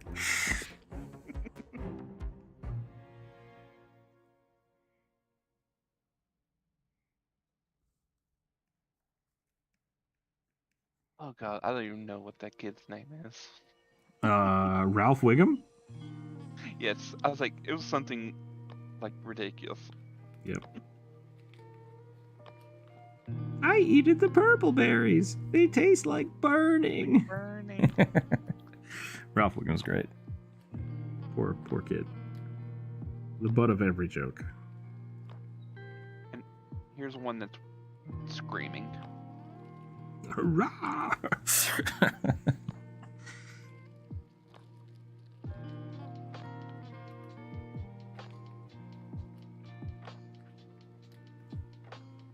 I will never own a bird. I've owned parakeets. I've known people that have owned cockatiels. Cockatoos? I don't know the difference. One of the two. The white bird with the big yellow floof. Those are, I think, cockatiels. Or okay. Big one with yellow crest is a cockatoo. Okay. The little ones are cockatiels. They look the same, just smaller. Yeah. They're like, look like a parakeet with a big Okay. crest on it. I think people I knew had a cockatiel then. It ate some of my models. Makes me upset. Oh, that's not good. Yeah. I just want to chew stuff. I have on Alien Bird Anatomy. Have you ever seen an owl without his feathers? I have. It's very strange. It's great and they're terrifying. If I ever get you to do a dwarf for me, I want a double bearded axe with a halberd length handle and a spear tip on the end. That's just a pole arm. Like that's the halberd. I'm fine with that. Do that. Make a normal brass bronze ball on the other end, like a Greek spear. Yeah, that sounds pretty cool. That sounds like a good dwarven weapon.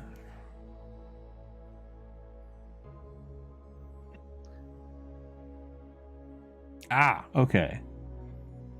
No, they had a cockatoo. All right. It was just a really annoying cockatoo. Yeah, they're bigger they are, more attention they need.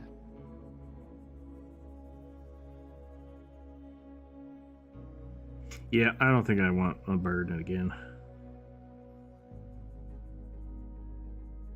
I was very young when my parents had a parakeet.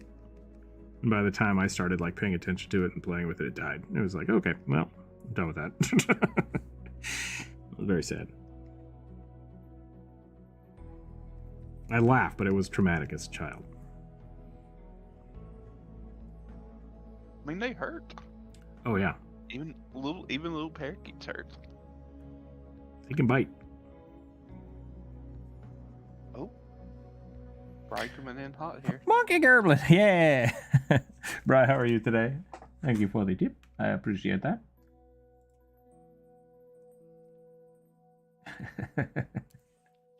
Nice evil eyes. I like it.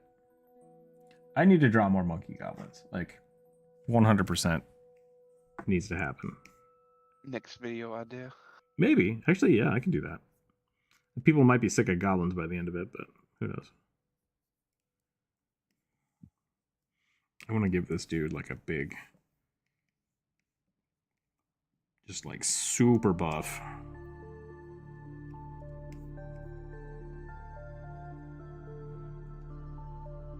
I think that's what would happen if you had an Aarakocra that was a barbarian. I think they would just have a really massive bite attack.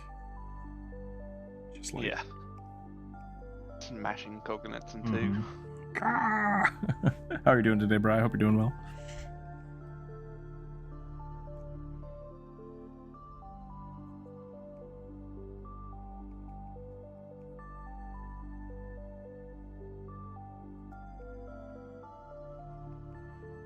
Seems like Ambrosia has taken off, which is fine. Thank you for drawing with me today, if you're still here.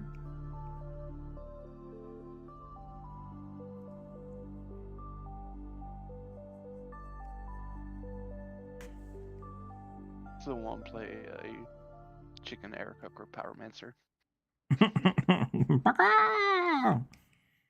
Just give up flying. You gonna call him the Colonel? No. The broiler chicken? Come on, these are gold. I know they're gold. Crispy gold. Yep. Fireball! No, it's less comical and more just like there's a yokai from Japan that's literally just a fire-breathing chicken called a Basan. I love them. We've talked about that, haven't we? Because I always thought that was the cockatrice breathe fire, but like it doesn't, and that's the one that does. Yeah, it's it just has like sickle wings and looks like a chicken, well specifically a rooster, and breathes fireballs. Gotcha. Nippon Christmasu? I don't know what that means. Aarakocra Pyromancer is just a phoenix. That's true. You could do that too. Phoenix Pyromancer would be pretty good. Beat Bride to the punchline.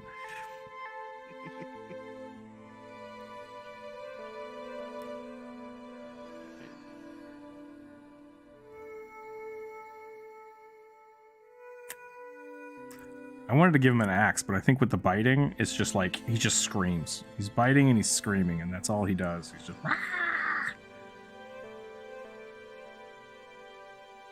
more nuts, and just wildly flails its wings. Yep.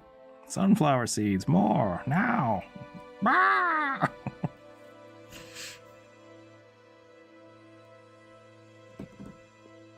Will he have a goatee?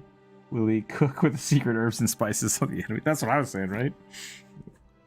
I mean, there is the chef feat.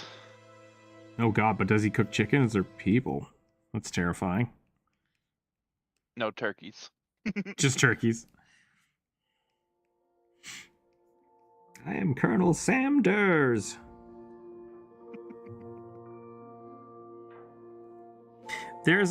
I talk about this a lot when I'm doing anthropomorphic things. Like, you have to decide how much of bird go into drawing and how much person. I feel like I leaned a little too hard into the parrot this time. I mean, that is always the issue with the birds. Oh, the Japanese Christmas is like fried chicken on Christmas. I forgot about that. That is really funny. Yep. We actually almost did that this year, just because we were being lazy. And we're like, we should order fried chicken. That would be awesome. 10-piece. Yep. Bucket. Be like saying it'd be a cannibal if I ate monkey. Yeah, that is weird, isn't it? Like, if you're an Aarakocra, where do you draw the line? Can you eat chicken? We eat mammals. Who knows?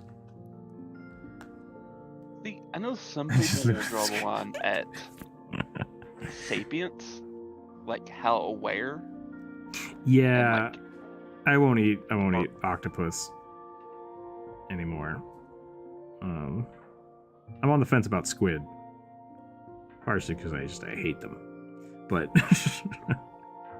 but I won't eat octopus anymore. They're too smart. Yeah. And unfortunately, the downside to that is like cows can be pretty smart. We just don't give them an opportunity to do that. So I'm always on the fence about that kind of stuff. But I love me a hamburger, so I'm not like losing sleep over it. yeah. Because like, I know that always gets brought up whenever people mention the cannibal halflings that are in Dark Sun. Are they cannibals or are they just like aggressively meat eaters? Yeah. It's like, Do they eat themselves or do they eat other people? Because, whatever. yeah. It's like goblins. I don't think. This is a weird topic. I'm sorry, everybody. But like gnolls eat other gnolls, cannibals. But gnolls eating humans, not cannibals. But I don't know. Maybe they're just cursed. Are they cursed people, and that's why it's bad? Who knows? Makes me wonder how Kenku and Aarakocra look like to Tabaxis and Landed's big meal or friend. Yeah, that's a good point. No, they eat other people. Okay. You should really watch some Dark Sun lore videos. The stuff from the Settling and Nightmare Fuel. Yeah, I'm not super into the Dark Sun lore. Partially for that reason. Like, it's got some weird stuff to it. Yeah. I mean, it is Mad Max with yeah. magic. Yeah. I really like Mad Max, but I also am not super into it.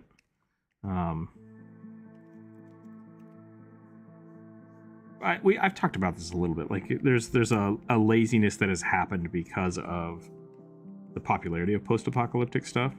So there's like an oversaturation of it. And I think like the original Mad Max movies were interesting enough to like warrant more exploration. So like, I'm not saying Mad Max is bad in any way, and I really liked the new movie they did. I think they did a great job with it. It looked beautiful and it told us a good story. But like, a lot of the new Fallout games, like there's some stuff that just doesn't make sense to me. And so when they start adding more and more and more, and it's just like, I want things that are cohesive and good, and I don't need gore to augment it. And so I think the Dark Sun has a lot of good chunks to it. Conan has a really good chunk to it. Like, can really add to that kind of like post-apocalyptic lore. But there's a really fine line where people start getting like weird with it. And I think the Mad Max movies start doing that because they started becoming more like a B movie. And I'm just not into it. But the whole rescuers are rare, don't waste thing.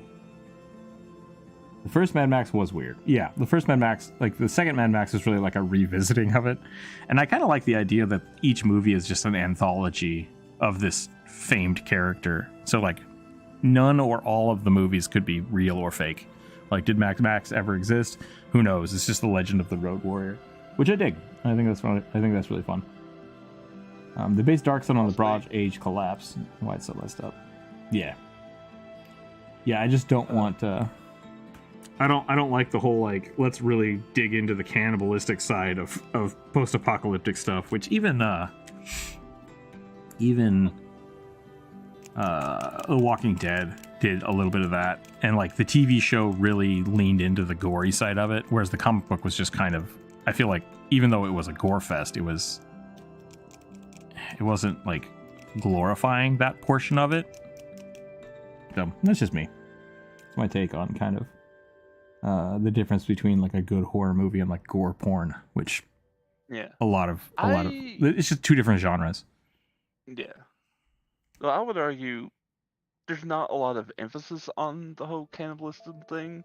It's just everyone has the mind of halflings being homely, kind of cute people, and it's just like in Dark Sun they're vicious warriors. Yeah, and that's what I'm saying. Right. I think I like it.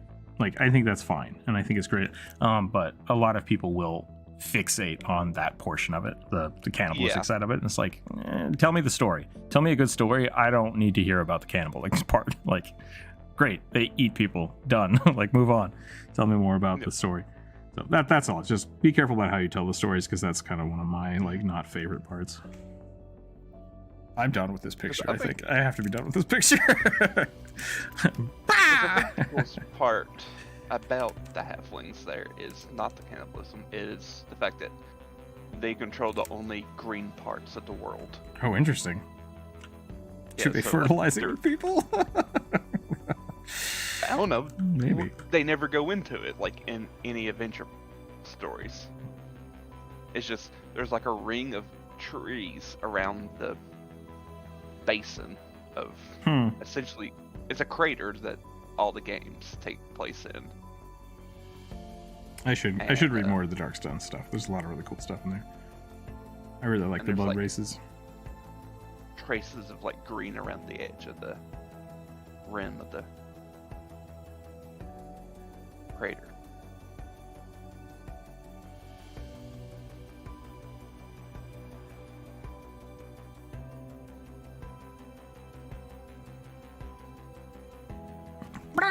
Alright. So anything green, anybody? Yeah, that was a weird one. It's an old movie. I don't know what that is. You've never seen Soylent Green? That surprises me. Charleston Heston's in it. Okay, so I've never seen any Charleston Heston movie. That blows my mind. I've never seen Spartacus, Ben-Hur. I think Spartacus is it Charleston Heston? Yeah. Hold on a second. I don't think it is. I think it's Michael Douglas.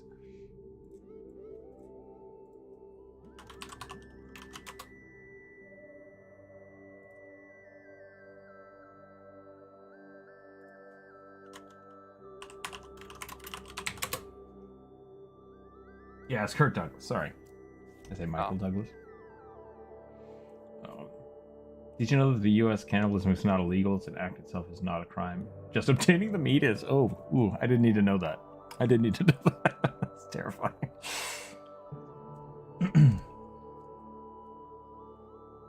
No, Soylent Green is an interesting concept for sure. It's all about like overconsumption and like population control, which is creepy. Got some weird twinges of like I want to say suicide, but not suicide. It's like it's weird. It's a weird movie, and it's just like a kind of a mind boink. But it's an interesting thought. Long story short, Soylent Green is people. That's the thing from it. They recycle people into Soylent Green, and then that's how they feed everybody. So, not a unique idea, but the fact that they were like hiding it from the people is kind of the overarching theme of like how do you take care of everybody and deal with it. Okay, I lied. I did see one, Planet of the Apes. Oh yeah, oh yeah, this is good.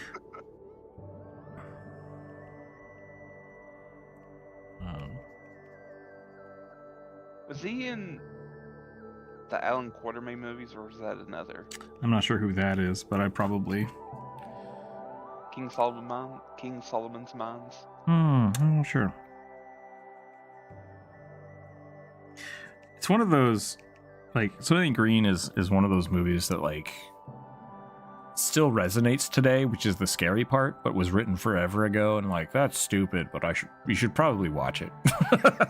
It's gonna be boring and awful, right? It's like a textbook. It's like a textbook of how people in the 40s thought the future would be, and it's like it's not far off, but kind of weird and gross. Too many companies have just like, it boggles my mind when a company's like, hey, you know what, we're making food for people, let's call it Soylent. It's like, don't do that. That's not, you need to reread the book.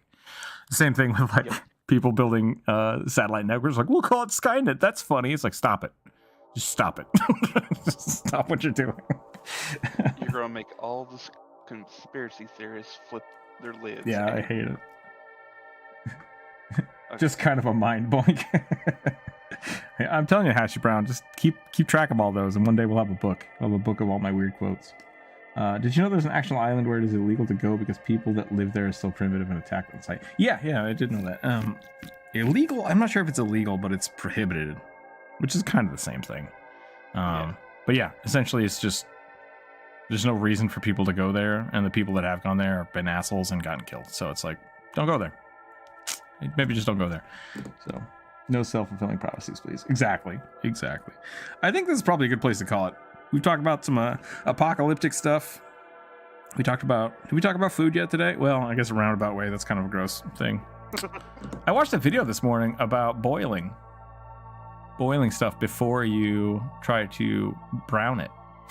So I might try that out. Just so like the pan heats evenly and then rises to the proper temperature. I'm gonna try that out. I do that instinctively with some things. Like once you put something in the pan to sear it, I'll add a little water so that it doesn't burn. Same principle, but it's a new technique. I'm gonna try it out. I'll let you know how it goes. Other than that, that's all I got. I think Friday we can probably continue on with this list. There's still quite a few good ones on there. We'll do that again. I'm going to work on a video for the rest of this today. We'll see how that goes. Hopefully that'll be released soon. I'm going to try to get more videos out this year, but I say that all the time, so who knows. Check out the Twitch. Thank you again for all the tips we got today. I do appreciate that. It helps to keep the channel going. If you'd like to support us in other ways, we have the Patreon, which is awesome, as well as the Twitch stream. And I'm working on setting up a subscription for the Discord, which if people are more interested in that than the Patreon, let me know, because that way I can give access to like the digital content that the Patreon members get through Discord.